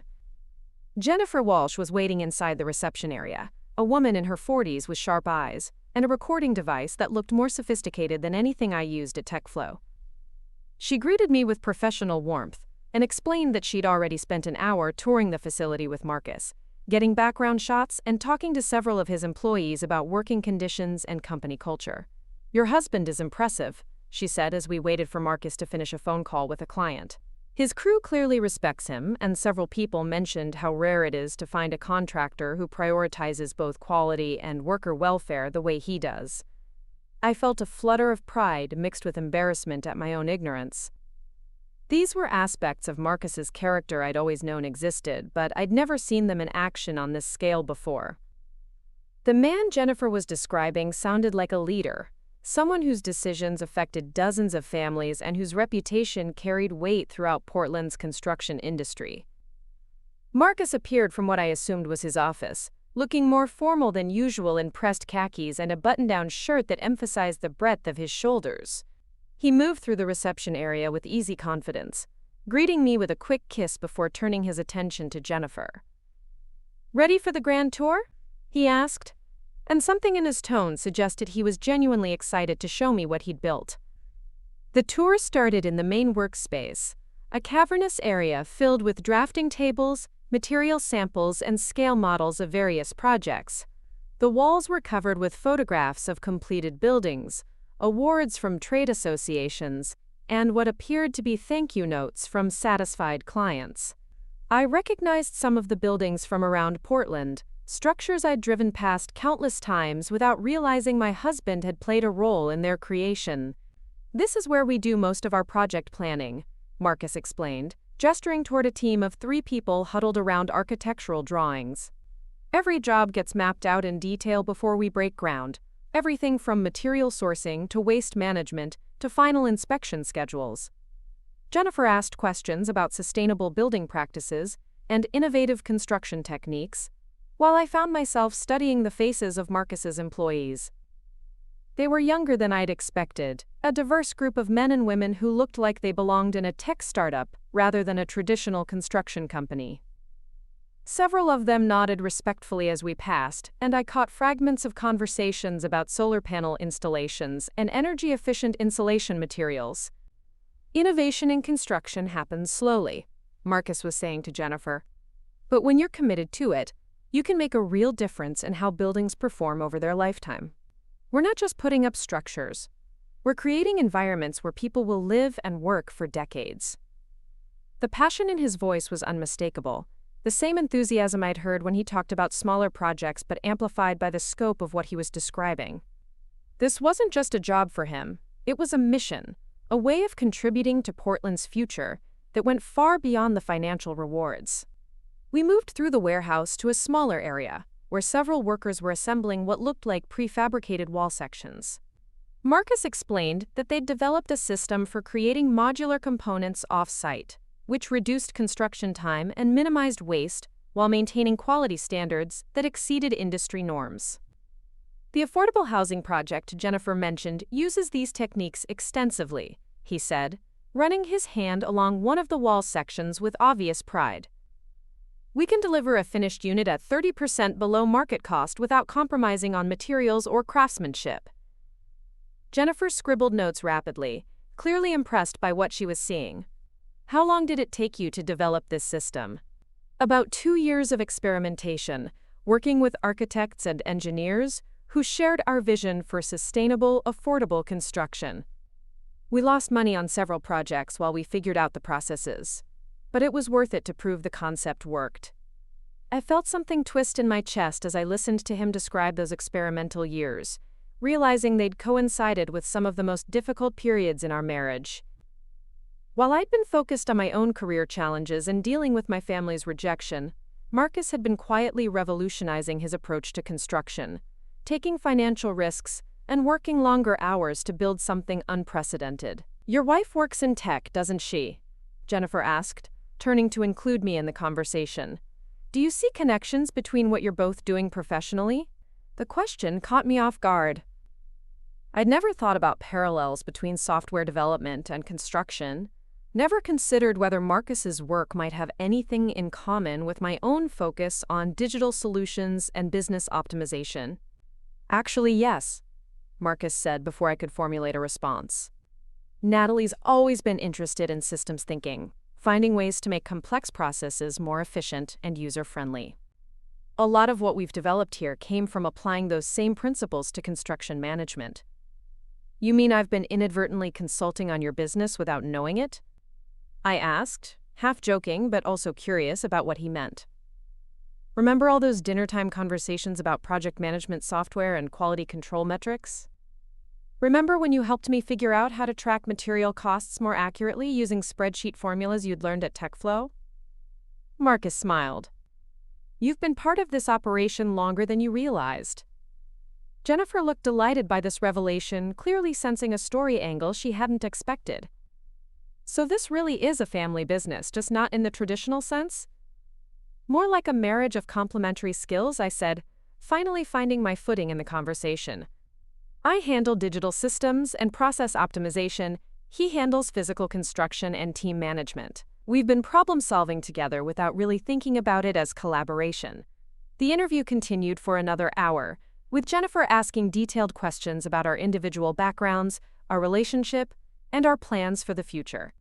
Marcus talked about expanding Rivera Construction's sustainable building practices, possibly franchising their modular construction system to other contractors. I found myself describing how my work at TechFlow had prepared me to understand complex project management challenges, even in industries outside my direct experience.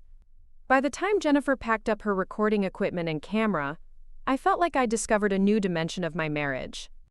Not just Marcus's professional success, which was impressive enough, but the ways our separate careers had been quietly influencing each other all along. We were partners in more ways than I'd understood, building complementary expertise that made us both more effective in our respective fields. Quote, "Thank you both for your time," Jennifer said as we walked her to the parking lot. The article should run in next month's issue, probably with a cover feature about innovative small businesses in the Pacific Northwest. After she drove away, Marcus and I stood in the fading afternoon light, looking back at the warehouse that housed his company's operations. I was trying to process everything I'd seen and learned, trying to reconcile my mental picture of Marcus's work with the reality of what he'd built. "Cover feature," I said finally, "in a major business publication, apparently. My parents are going to see it. Everyone they know is going to see it." Marcus nodded, studying my expression carefully. "How do you feel about that?" Vindicated, I admitted, and also slightly ashamed that it took a business journalist to show me what I should have been paying attention to all along. "You've been paying attention, just not to the business side of things, which makes sense. We agreed early on to keep our professional lives separate. But maybe we were wrong about that. Maybe we should have been talking more about our work, sharing more about our goals and challenges. Maybe. Or maybe we needed to develop independently first, become secure in our own success before we started thinking about how to combine our strengths." It was a generous interpretation, one that let us both off the hook for the assumptions and oversights that had shaped our marriage. But there was truth in it too. We'd both grown professionally over the past 3 years, had both achieved more than we'd initially thought possible. Maybe now was the right time to start thinking about what we might accomplish together. "Dinner tomorrow night," I said, shifting the conversation toward the meeting with my father. "Are you ready for that?" I'm ready to listen to his proposition. Whether I'm ready for everything else that comes with it, that's harder to say. We drove home separately, Marcus needing to stop at a job site while I headed straight back to our neighborhood.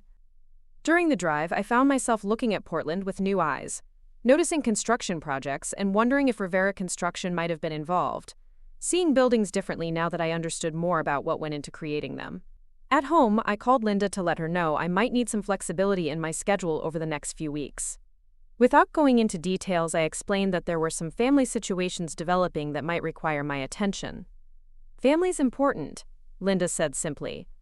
"Take whatever time you need and keep me posted if anything changes with your project deadlines." That evening, Marcus and I spent more time talking about our respective work than we had in months. He showed me financial projections for Rivera Construction's expansion plans, while I explained some of the digital transformation initiatives I was leading at TechFlow. The conversation felt different than our usual exchanges, more focused and strategic, as if we were finally seeing each other as professional equals rather than just romantic partners. "What do you think your father wants exactly?" I asked as we were getting ready for bed. "Accounting services, probably. Tax optimization, financial planning, maybe help with some of the more complex aspects of business management. Brooks & Associates handles a lot of successful companies in Portland." "And what do you want from him?" Marcus considered the question seriously. "Honestly, an acknowledgement that he was wrong about me. Not necessarily an apology, though that would be nice, but just recognition that his assumptions were based on prejudice rather than facts. What if he's not capable of that kind of honesty? Then we'll know where we stand, and we can make decisions accordingly." The next morning brought unseasonably warm weather and a text message from Vanessa that made my coffee taste bitter in my mouth. "Heard through the grapevine that you and Marcus are having dinner with Dad tonight. Mom is so excited she can barely contain herself. Maybe this is the beginning of healing for all of us." I showed the message to Marcus, who read it with the same expression he wore when studying structural problems that didn't have obvious solutions. "She makes it sound like we've been the ones preventing reconciliation all this time," I said. "Maybe that's what they've told themselves. Maybe they've rewritten the history to make us the unreasonable ones, the stubborn ones who refuse to come around." Does it matter what they've told themselves? Quote, "It matters if we want to have an honest conversation about moving forward. If they can't acknowledge their role in the estrangement, then any reconciliation will be built on a false foundation."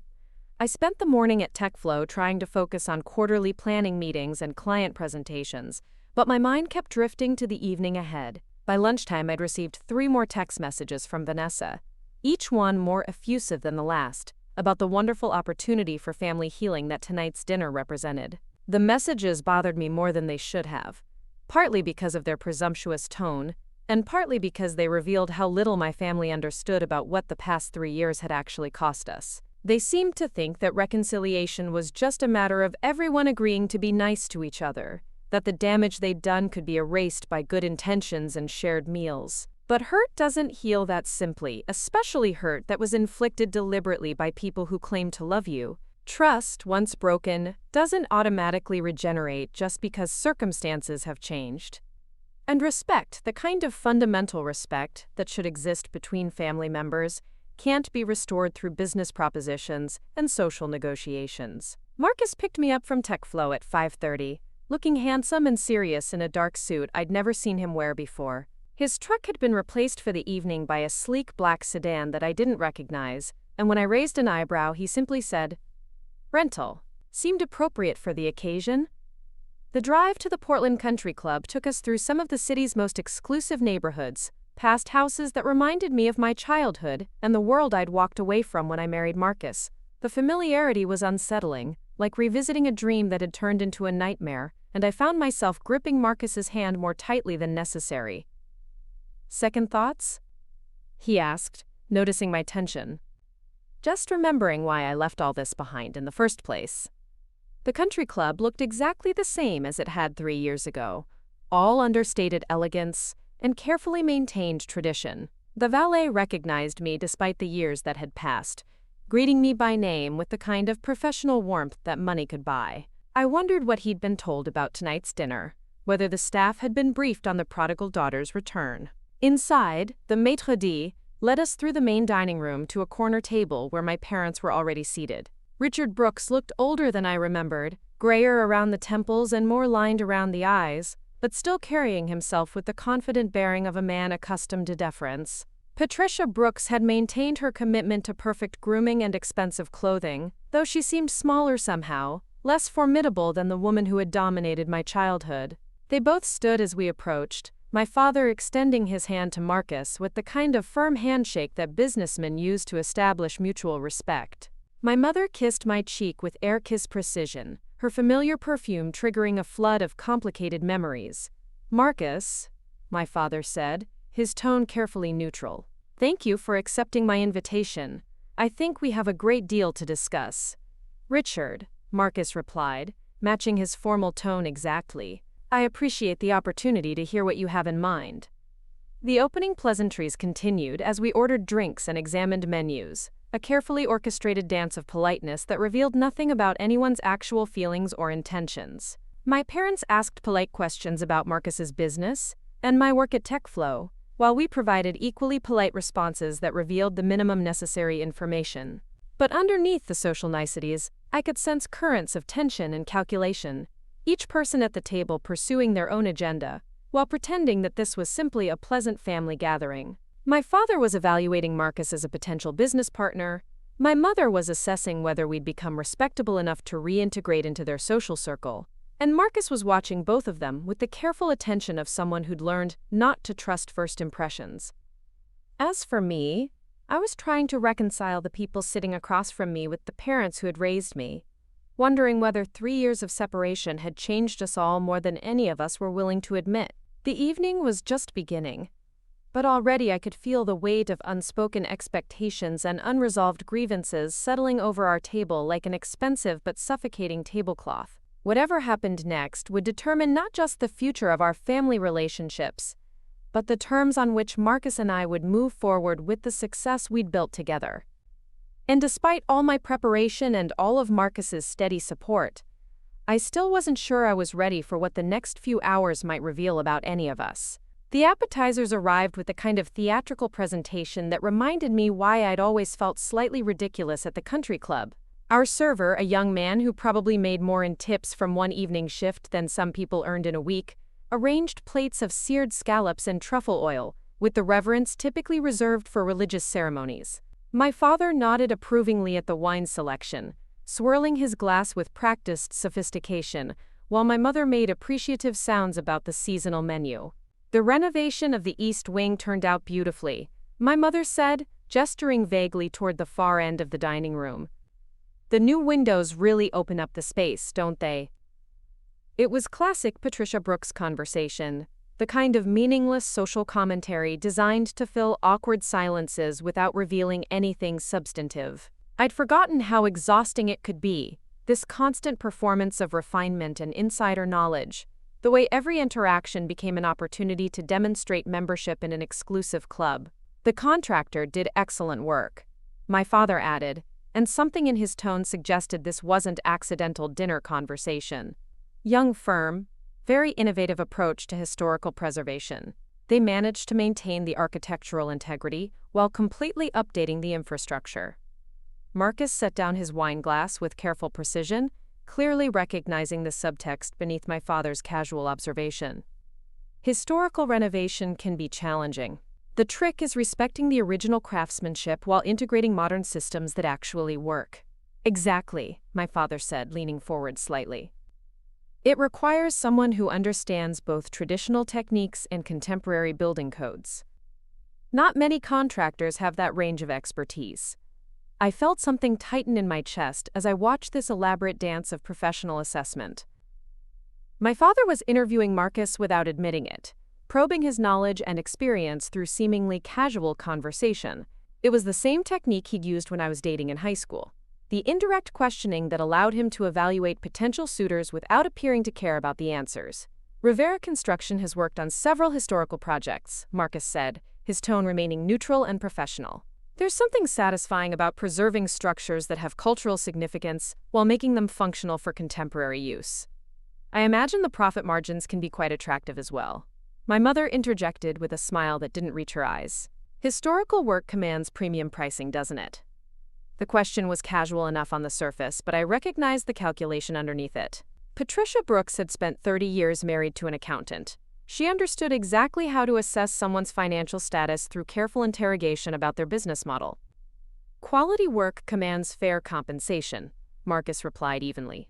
But the real reward is knowing you've contributed something lasting to the community. My father made a non-committal sound that could have indicated approval or skepticism. Community contribution is admirable, of course, but sustainability requires profitability.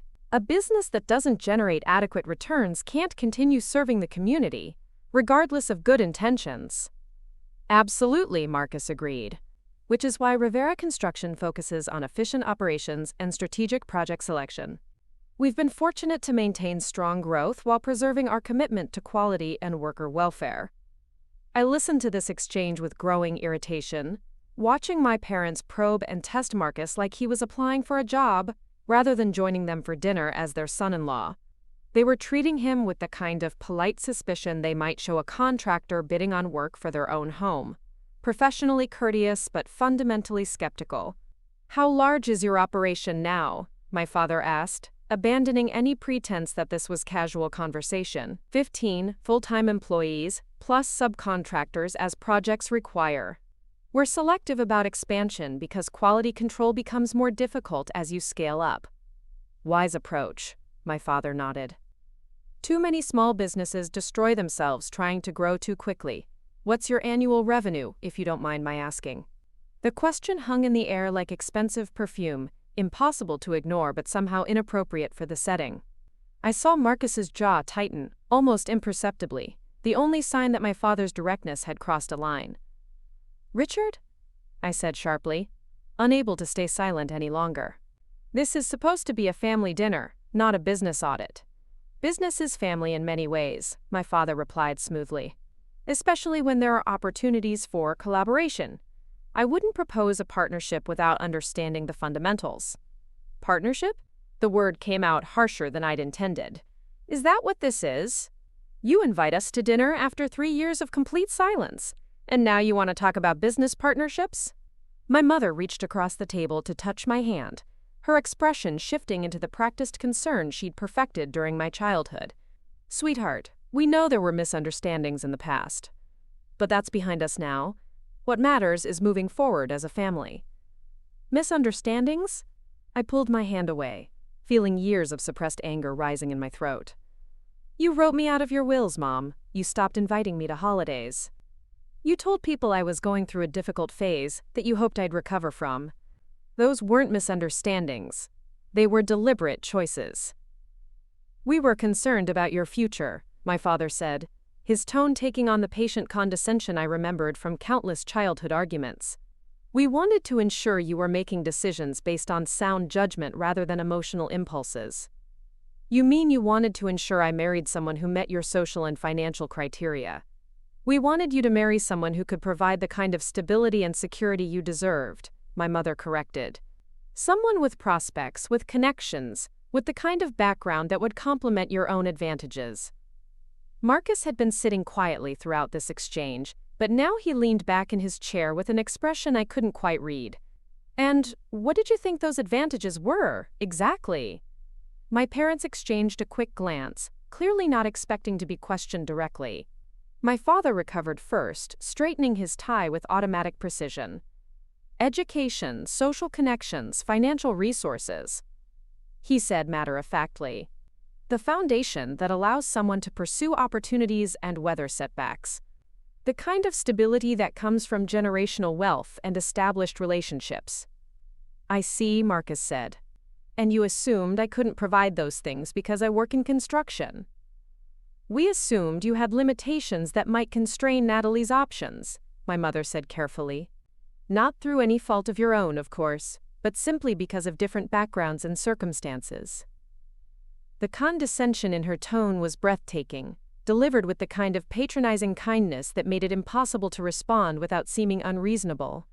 She was explaining their prejudice as if it were a simple common sense, their rejection of Marcus, as if it were a reasonable parental concern rather than narrow-minded bigotry. "Different circumstances," Marcus repeated thoughtfully. "Such as?"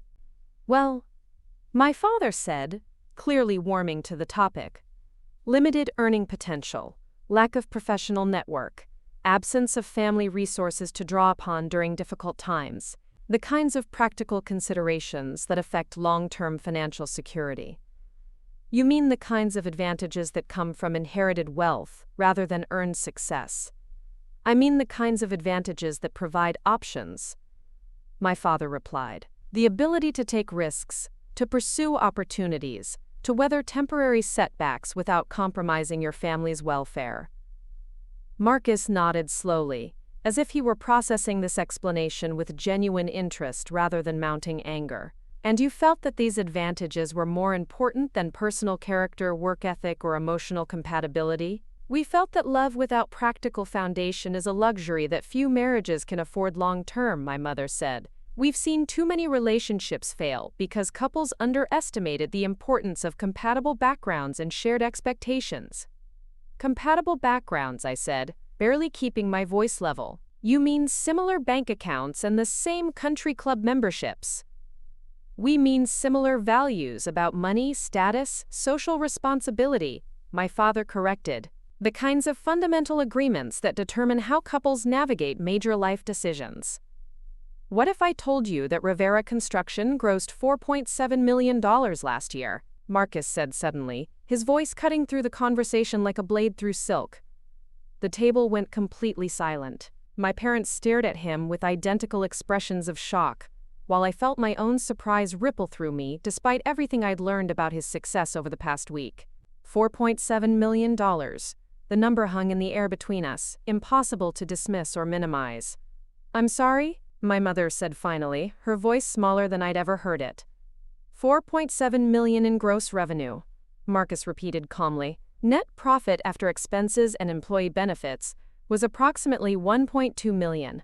This year we're on track to exceed those numbers by at least 20%.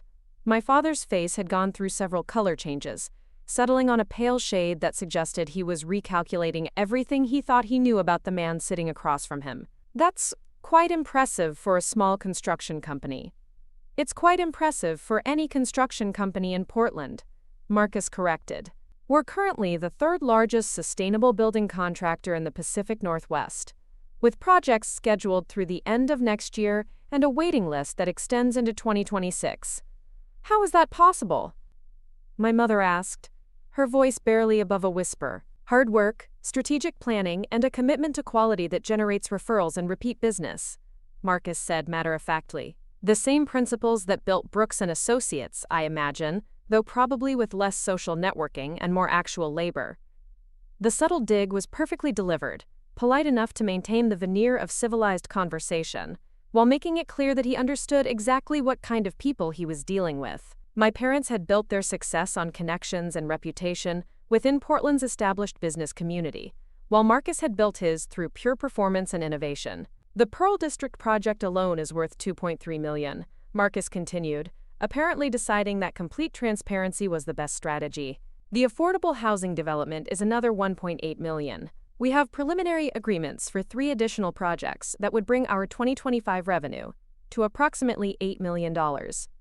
I watched my parents absorb this information, saw them trying to process the magnitude of their miscalculation. They had dismissed Marcus as a small-time contractor with limited prospects, someone whose lack of family money and social connections would constrain my options for the rest of my life. Instead, he had quietly built a business that dwarfed many of the companies their social circle considered successful. Why didn't you tell us this before? My father asked, though his tone suggested he already knew the answer. Because you never asked, Marcus replied. Because you assumed that manual labor meant limited intelligence, that working with your hands meant limited ambition. Because you were so convinced that worth was determined by family background rather than individual achievement that you couldn't see what was actually in front of you. We were trying to protect Natalie, my mother said weakly. You were trying to protect your own social status, I said, finding my voice again. You were embarrassed by the idea of your daughter marrying a contractor, regardless of his character or his potential. You cared more about what people at the club would think than about my happiness. That's not true, my father protested, but the denial lacked conviction. It's completely true, I continued, feeling 3 years of suppressed hurt and anger finally finding expression. You wrote me off the moment I chose Marcus over your approval.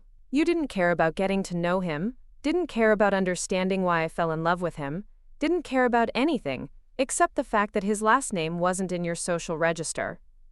We care about your welfare, my mother insisted. We've always cared about your future. You cared about controlling my future.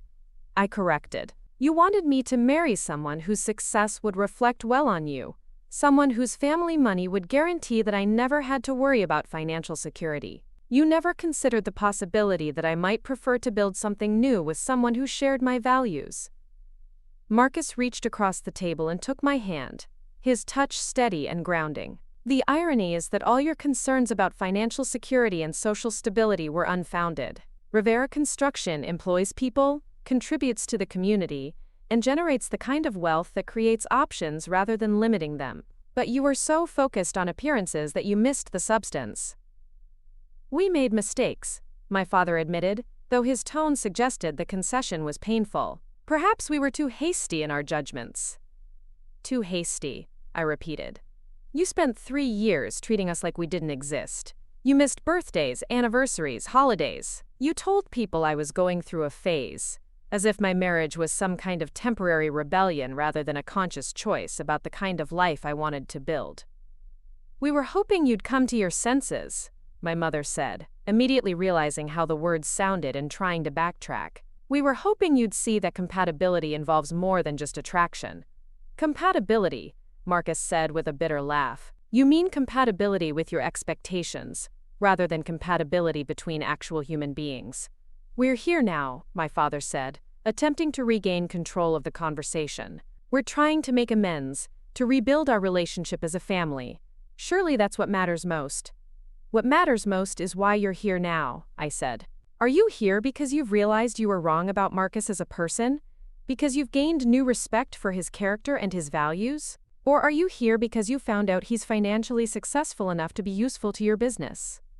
The question hung between us like an accusation, which I suppose it was, because the timing of their outreach, coming so soon after Marcus's business success became visible, suggested exactly the kind of calculated opportunism I'd learned to expect from Richard and Patricia Brooks. We're here because we love you, my mother said, but her voice lacked the conviction that might have made the words believable. You're here because you want something, Marcus said flatly. The question is whether you're honest enough to admit what it is. My father straightened in his chair, apparently deciding that direct negotiation was more promising than emotional manipulation. Brooks & Associates has clients who need construction services. Rivera Construction has the expertise and capacity to handle high-end projects. There are opportunities for mutually beneficial collaboration that could advantage both companies. And that's why you reached out after 3 years of silence, I said. Not because you missed your daughter, but because you identified a business opportunity. Can't it be both? My mother asked plaintively. Not when the business opportunity came first, Marcus replied. Not when your interest in reconciliation coincided so perfectly with learning about Rivera Construction's revenue figures. The main course arrived at that moment, perfectly timed as if our server had been monitoring the conversation for natural breaks. The interruption gave all of us a chance to regroup, to consider what had been said and what remained unspoken. But the fundamental tension hadn't changed. My parents wanted access to Marcus's success without acknowledging their own prejudice and cruelty, while we wanted acknowledgement and accountability that they seemed incapable of providing.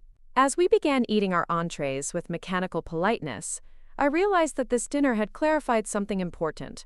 My parents hadn't changed. They had simply recalculated their values, their priorities, their fundamental approach to relationships. All remained exactly the same as they'd been 3 years ago. The only difference was that Marcus's financial success had shifted their cost-benefit analysis enough to make reconciliation seem worthwhile. But reconciliation built on financial considerations rather than genuine remorse was exactly the kind of hollow relationship I'd walked away from when I married Marcus. And no amount of business opportunities or social advantages was worth returning to that kind of conditional love, where acceptance depended on meeting external criteria, rather than being valued for who you actually were. The question now was whether Marcus and I could find a way to extract ourselves from this dinner with our dignity intact, and whether my parents would accept that some bridges, once burned, couldn't be rebuilt just because the circumstances had changed. The evening was far from over, but already I could feel the weight of final decisions settling around us like expensive crystal that was beautiful to look at, but dangerous to handle carelessly. The dessert course arrived with all the ceremony of a peace treaty signing, though the atmosphere at our table felt more like the aftermath of a small war. My parents sat rigidly in their chairs, still processing the magnitude of their miscalculation, while Marcus and I maintained the kind of polite composure that comes from years of practice in difficult social situations. The crème brûlée sat untouched as we all pretended to find the crystallized sugar fascinating. "Perhaps we should discuss the practical aspects," my father said finally, his voice carrying the forced optimism of a man trying to salvage a business deal that had gone off the rails. "If we're all committed to moving forward as a family, there are concrete steps we can take to rebuild trust and create opportunities for collaboration." "Such as?" Marcus asked, though his tone suggested he already knew he wouldn't like the answer. "Joint marketing initiatives, for starters. Brooks & Associates has relationships with developers and property management companies throughout the region. Rivera Construction could benefit from those introductions, while our clients would appreciate access to your innovative construction techniques." I felt something cold settle in my stomach as I listened to my father outline his vision for our reconciliation. Even now, after everything that had been said, he was still thinking in terms of business advantage rather than genuine relationship repair. He wanted to leverage Marcus's success for his own benefit while positioning himself as the generous father extending opportunities to his wayward daughter and her surprisingly successful husband. "And in return?" I asked, though I dreaded the answer. "In return, we re-establish normal family relationships," my mother said brightly, as if this were a perfectly reasonable transaction. "Holiday dinners, birthday celebrations, the kinds of traditions that bind families together. Vanessa has missed you terribly, you know." The mention of my sister was clearly calculated to tug at emotional strings that my parents assumed still existed. But 3 years of silence had taught me to recognize manipulation disguised as sentiment, and I found myself feeling more anger than nostalgia at the invocation of family traditions they had been perfectly willing to abandon when it suited their purposes. "Normal family relationships," I repeated. "Like the ones we had before, where my choices were constantly evaluated for their impact on the family's social standing? Like relationships based on mutual respect and shared values." My father corrected smoothly. "The kinds of mature partnerships that successful families build over generations." Marcus set down his coffee cup with deliberate care, the small sound somehow more decisive than if he'd slammed it against the table. "What you're describing isn't a family relationship. It's a business arrangement with holiday dinners attached." "All families involve practical considerations," my mother protested. "Love alone isn't sufficient to sustain complex relationships over time. There have to be shared interests, complementary strengths, reasons beyond sentiment for people to choose to stay connected. Shared interests like profitable construction contracts? Shared interests like building something meaningful together," my father said, his tone taking on the persuasive warmth he probably used with hesitant clients. "Your success is remarkable, Marcus, but it could be even greater with the right connections and support systems. We're offering partnership, not charity." "You're offering conditional acceptance," I said, feeling the last of my patience finally evaporate. "You're willing to tolerate my marriage now that it might benefit your business, but that's not the same thing as respecting my choices or acknowledging the damage you've done." "What damage?" my mother asked, her voice rising slightly. "We were concerned parents trying to protect our daughter from what appeared to be a limiting relationship. Now that we understand the situation better, we're ready to move forward. Isn't that what matters?" The question revealed so much about how my parents viewed relationships, how they understood concepts like hurt and forgiveness and genuine change. In their minds, the problem had always been informational rather than emotional. They'd made incorrect assumptions about Marcus's prospects, and now that they had better data, the logical response was to update their position and expect everyone else to do the same. But pain doesn't work that way.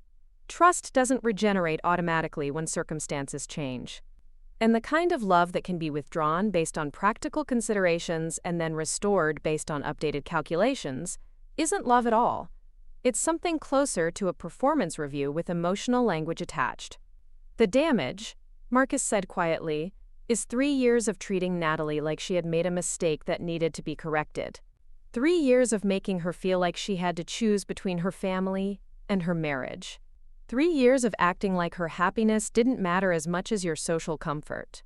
We never said her happiness didn't matter, my father protested. You didn't have to say it. You demonstrated it by cutting her off the moment she made a choice you disagreed with. You proved that your love came with conditions that had nothing to do with her character or her well-being, and everything to do with maintaining your own sense of control. The accusation hung between us like expensive wine that had turned to vinegar, impossible to ignore and unpleasant to swallow. My parents exchanged the kind of quick glance that married couples use when they're trying to coordinate their response to unexpected challenges. Perhaps we handled things poorly initially, my mother conceded, though her tone suggested she was making a significant sacrifice by admitting even this much. Emotions were running high, and mistakes were made on all sides. But dwelling on past grievances isn't productive for anyone. Acknowledging past grievances is the only way to avoid repeating them, I said. And what you call handling things poorly, I call deliberate cruelty designed to pressure me into abandoning my marriage. That's an unfair characterization, my father said sharply. We were trying to help you see the situation more clearly, to consider long-term consequences that emotion might have obscured. If our methods were imperfect, that doesn't mean our motivations were malicious. Your motivations were entirely selfish, I replied, feeling years of suppressed truth finally finding expression. You were embarrassed by the idea of explaining to your friends that your daughter had married a contractor. You were worried about how it would look at the club, what people would think about your family's declining standards. You didn't care about my happiness, you cared about your reputation. That's not true, my mother said, but her voice lacked conviction. It's completely true. You proved it by cutting me off without even trying to understand why I'd fallen in love with Marcus, without spending any time getting to know him as a person. You made your decision based entirely on his job title and his bank account, and when those didn't meet your standards, you wrote us both off.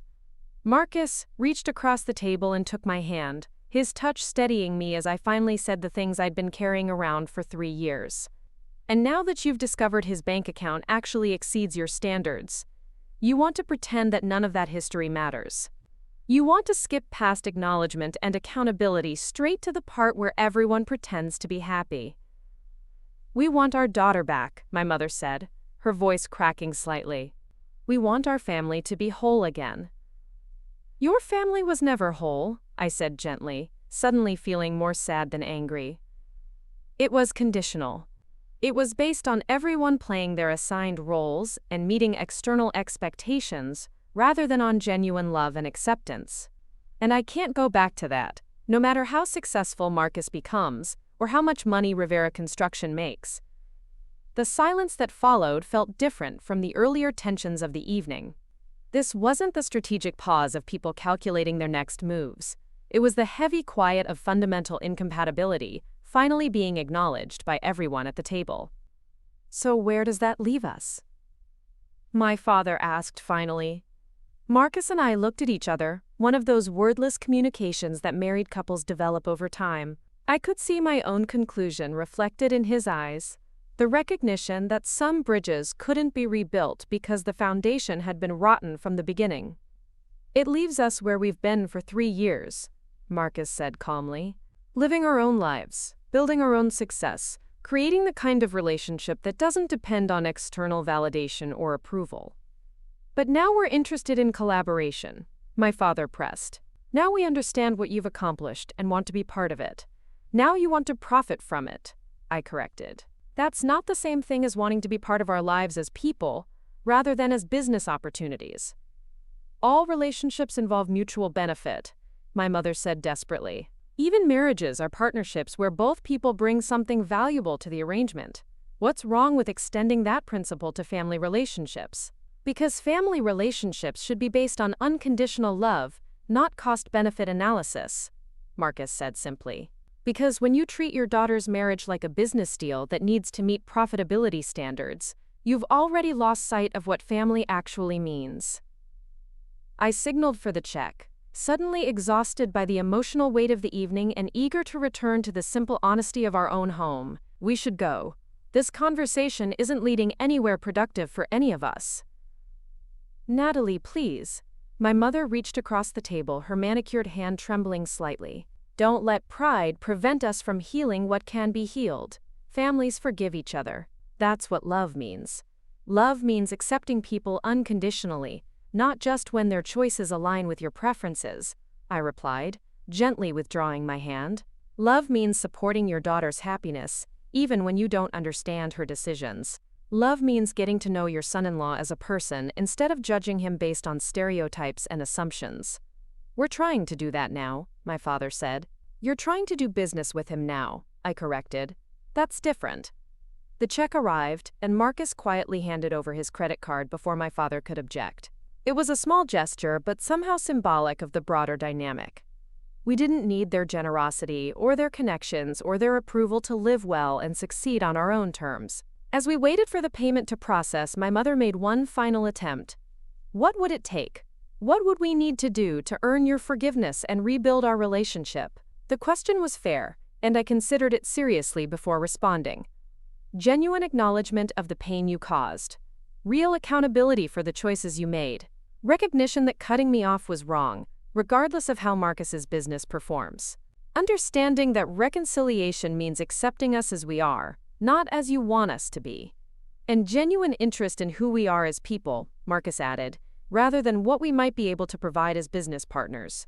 My parents absorbed this in silence, and I could see them weighing the costs of real accountability against the potential benefits of a restored relationship. The calculation was visible on their faces, the same kind of risk assessment they'd probably use for any significant business decision. Those are reasonable requests, my father said finally, though his tone suggested he found them anything but reasonable. They're not requests, I replied. They're requirements. And until you're genuinely prepared to meet them, rather than just saying you're prepared to meet them, there's no foundation for the kind of relationship any of us would actually want. We stood to leave, moving through the country club's elaborate rituals of departure with mechanical politeness. My parents walked us to the valet station, where our rented sedan waited under the soft glow of expensive lighting. The October air carried hints of the coming winter, clean and sharp and somehow liberating after the suffocating atmosphere of the dining room. This doesn't have to be final, my mother said as we waited for the valet to bring our car around.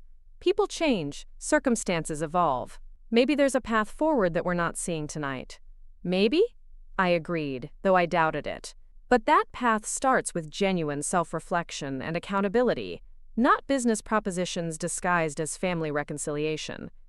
We'll think about what you've said, my father promised, extending his hand to Marcus one final time. Perhaps we can continue this conversation when emotions are less heightened. Marcus shook his hand briefly, professionally. Perhaps. But the fundamental issues won't change just because we discuss them in a different setting. Some relationships can't be repaired with good intentions and compromise. Sometimes the foundation is too damaged to rebuild. The valet brought our car, and we slipped inside with relief that felt almost physical. As we drove away from the country club, I watched my parents standing under the elegant entrance lights, looking smaller and more uncertain than I'd ever seen them. Part of me felt guilty for causing that uncertainty, but a larger part felt free for the first time in years. "How do you feel?" Marcus asked as we merged into Portland's late evening traffic. "Sad," I said honestly, but also clear. I kept hoping they'd changed, that 3 years might have given them perspective on what they'd thrown away. But they're exactly the same people they were when they cut me off, just with different information about your net worth. Maybe that's enough for them. Maybe they think changing their minds about my financial prospects is the same thing as personal growth. Maybe it is, from their perspective. Maybe they genuinely can't see the difference between loving someone and finding them useful.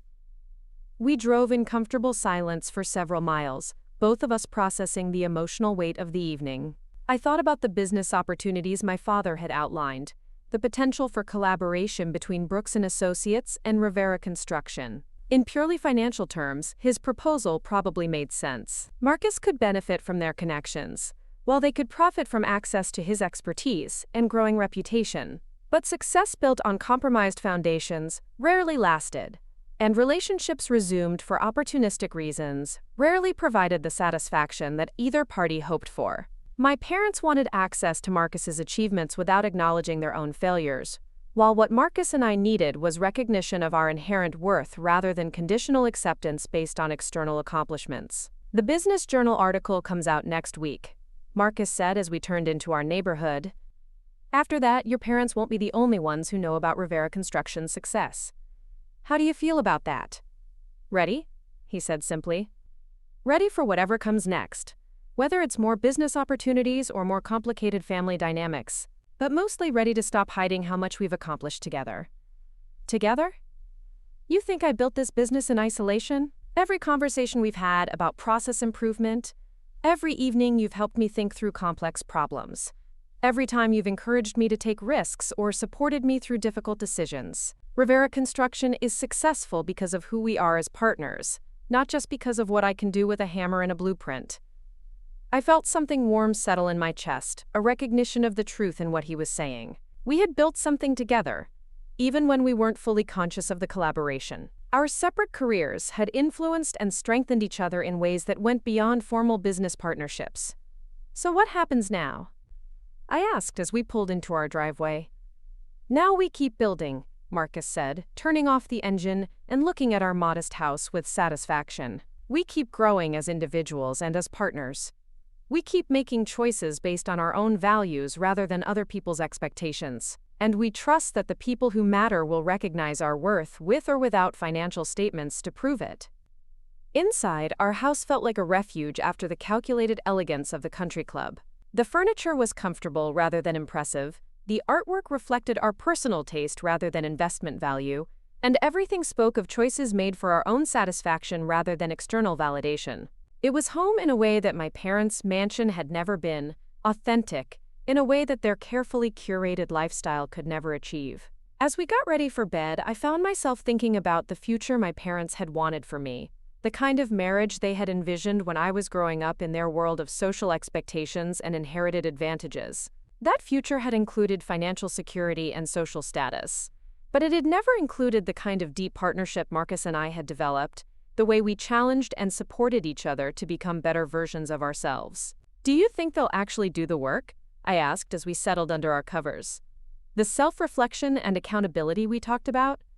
Honestly, probably not. People like your parents don't usually develop genuine insight in their 60s. They're more likely to find ways to rationalize their behavior and convince themselves that time alone has resolved whatever problems existed. And you're okay with that? I'm okay with whatever you decide you need to be okay with. If you want to try again with them, I'll support that. If you want to maintain the boundaries we've established, I'll support that too. But I won't pretend that business opportunities are the same thing as genuine family relationships. I reached for his hand in the darkness, feeling the calluses that spoke of honest work and the strength that had supported me through 3 years of family rejection. My parents had been wrong about so many things, but their most fundamental error had been assuming that worth could be measured by external standards, rather than character and commitment. I love you, I said simply, not because of Rivera Construction's revenue or the Business Journal article or any of the things that impressed my parents tonight. I love you because of who you are as a person, because of the life we've built together, because of the way you've never asked me to be anyone other than myself. That's all I've ever wanted, Marcus replied, pulling me closer. That's all any of this success really means.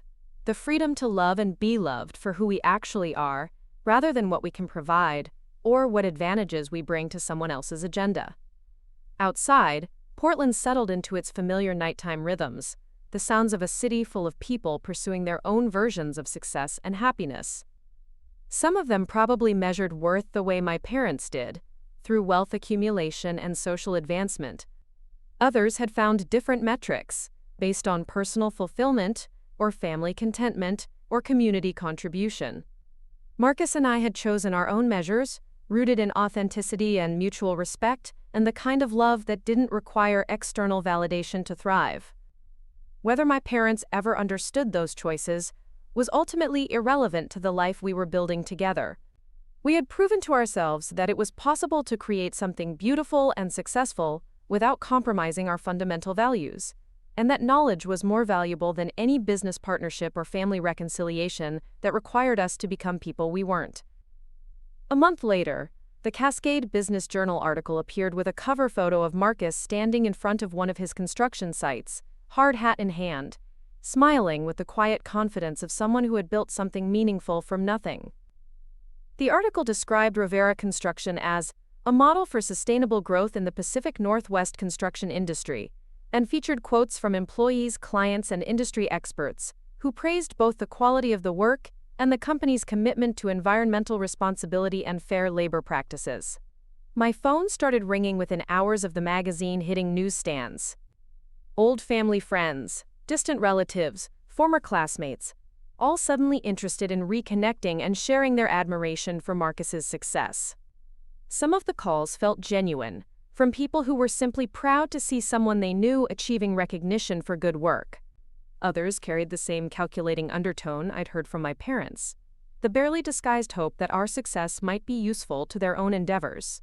I answered the genuine calls and ignored the opportunistic ones, learning to distinguish between authentic interest and transactional networking with the same intuitive accuracy I'd developed for reading software code and business requirements. The experience taught me something valuable about success and visibility. Achievement attracts attention, but not all attention is worth accepting. Marcus handled his own flood of new business inquiries with similar discrimination, choosing projects based on alignment with Rivera Construction's values rather than purely financial considerations.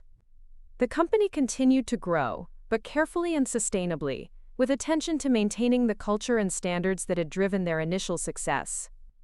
My parents made several more attempts to initiate contact, each one more elaborate than the last. Formal invitations to holiday dinners, expensive gifts delivered without explanation, and finally a handwritten letter from my mother expressing her desire to, quote, heal the wounds that time and misunderstanding had created between us. But none of these gestures included the genuine accountability we'd requested, the acknowledgement of specific harm done, or commitment to different behavior moving forward. Eventually, the attempts tapered off, and I realized that my parents had probably concluded we were the unreasonable ones, too proud or stubborn to accept their generous offers of reconciliation. They would likely tell people that they had tried to rebuild the relationship, but that Marcus and I preferred nursing old grievances to moving forward as a family. The narrative would cast them as the mature, forgiving parents and us as the petty, unforgiving children, which was probably more comfortable for them than accepting responsibility for their own role in the estrangement. And perhaps that was the best outcome for everyone involved, allowing each party to maintain their preferred version of events without the ongoing tension of unresolved conflict. Vanessa continued to send occasional text messages, updates about her own life, and gentle suggestions that I reconsider my position on family reconciliation. I responded when I felt like it and ignored the messages when I didn't, gradually accepting that my relationship with my sister would probably remain superficial until she developed enough independence to maintain connections that didn't align with our parents' preferences. The hardest part wasn't the ongoing family estrangement. It was accepting that some relationships couldn't be repaired because the fundamental values were too different to bridge. I had wanted my parents to love me unconditionally, to support my choices even when they didn't understand them, to value my happiness over their own social comfort. But those expectations required them to become different people than they actually were, and change of that magnitude rarely happened without significant motivation. Meanwhile, Marcus and I continued building the kind of life that felt authentic and sustainable to us. We bought a house in a neighborhood we loved, started talking seriously about having children, and developed the kind of deep partnership that made external validation seem both unnecessary and irrelevant. Rivera Construction thrived, providing good jobs for dozens of people, and contributing to Portland's reputation as a center for innovative, sustainable development. Sometimes I still missed my family, especially during holidays and milestone moments when their absence felt particularly acute. But the missing was clean now, uncomplicated by hope for change that was unlikely to occur. I mourned the relationship I'd wanted with them rather than continuing to pursue a relationship that required me to compromise my own integrity and values. And in that mourning, I found a different kind of freedom. The freedom to love people who could love me back authentically. To invest in relationships that were based on mutual respect rather than conditional acceptance.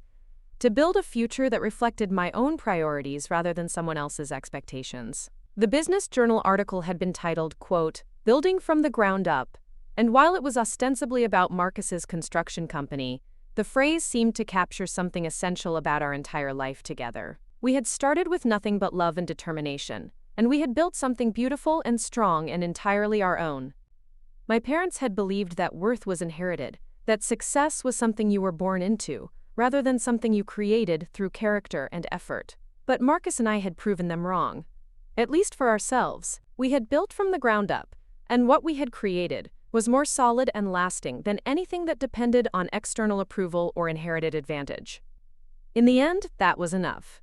More than enough. It was everything. Up next, you've got 2 more standout stories right on your screen. If this one hit the mark, you won't want to pass these up. Just click and check them out.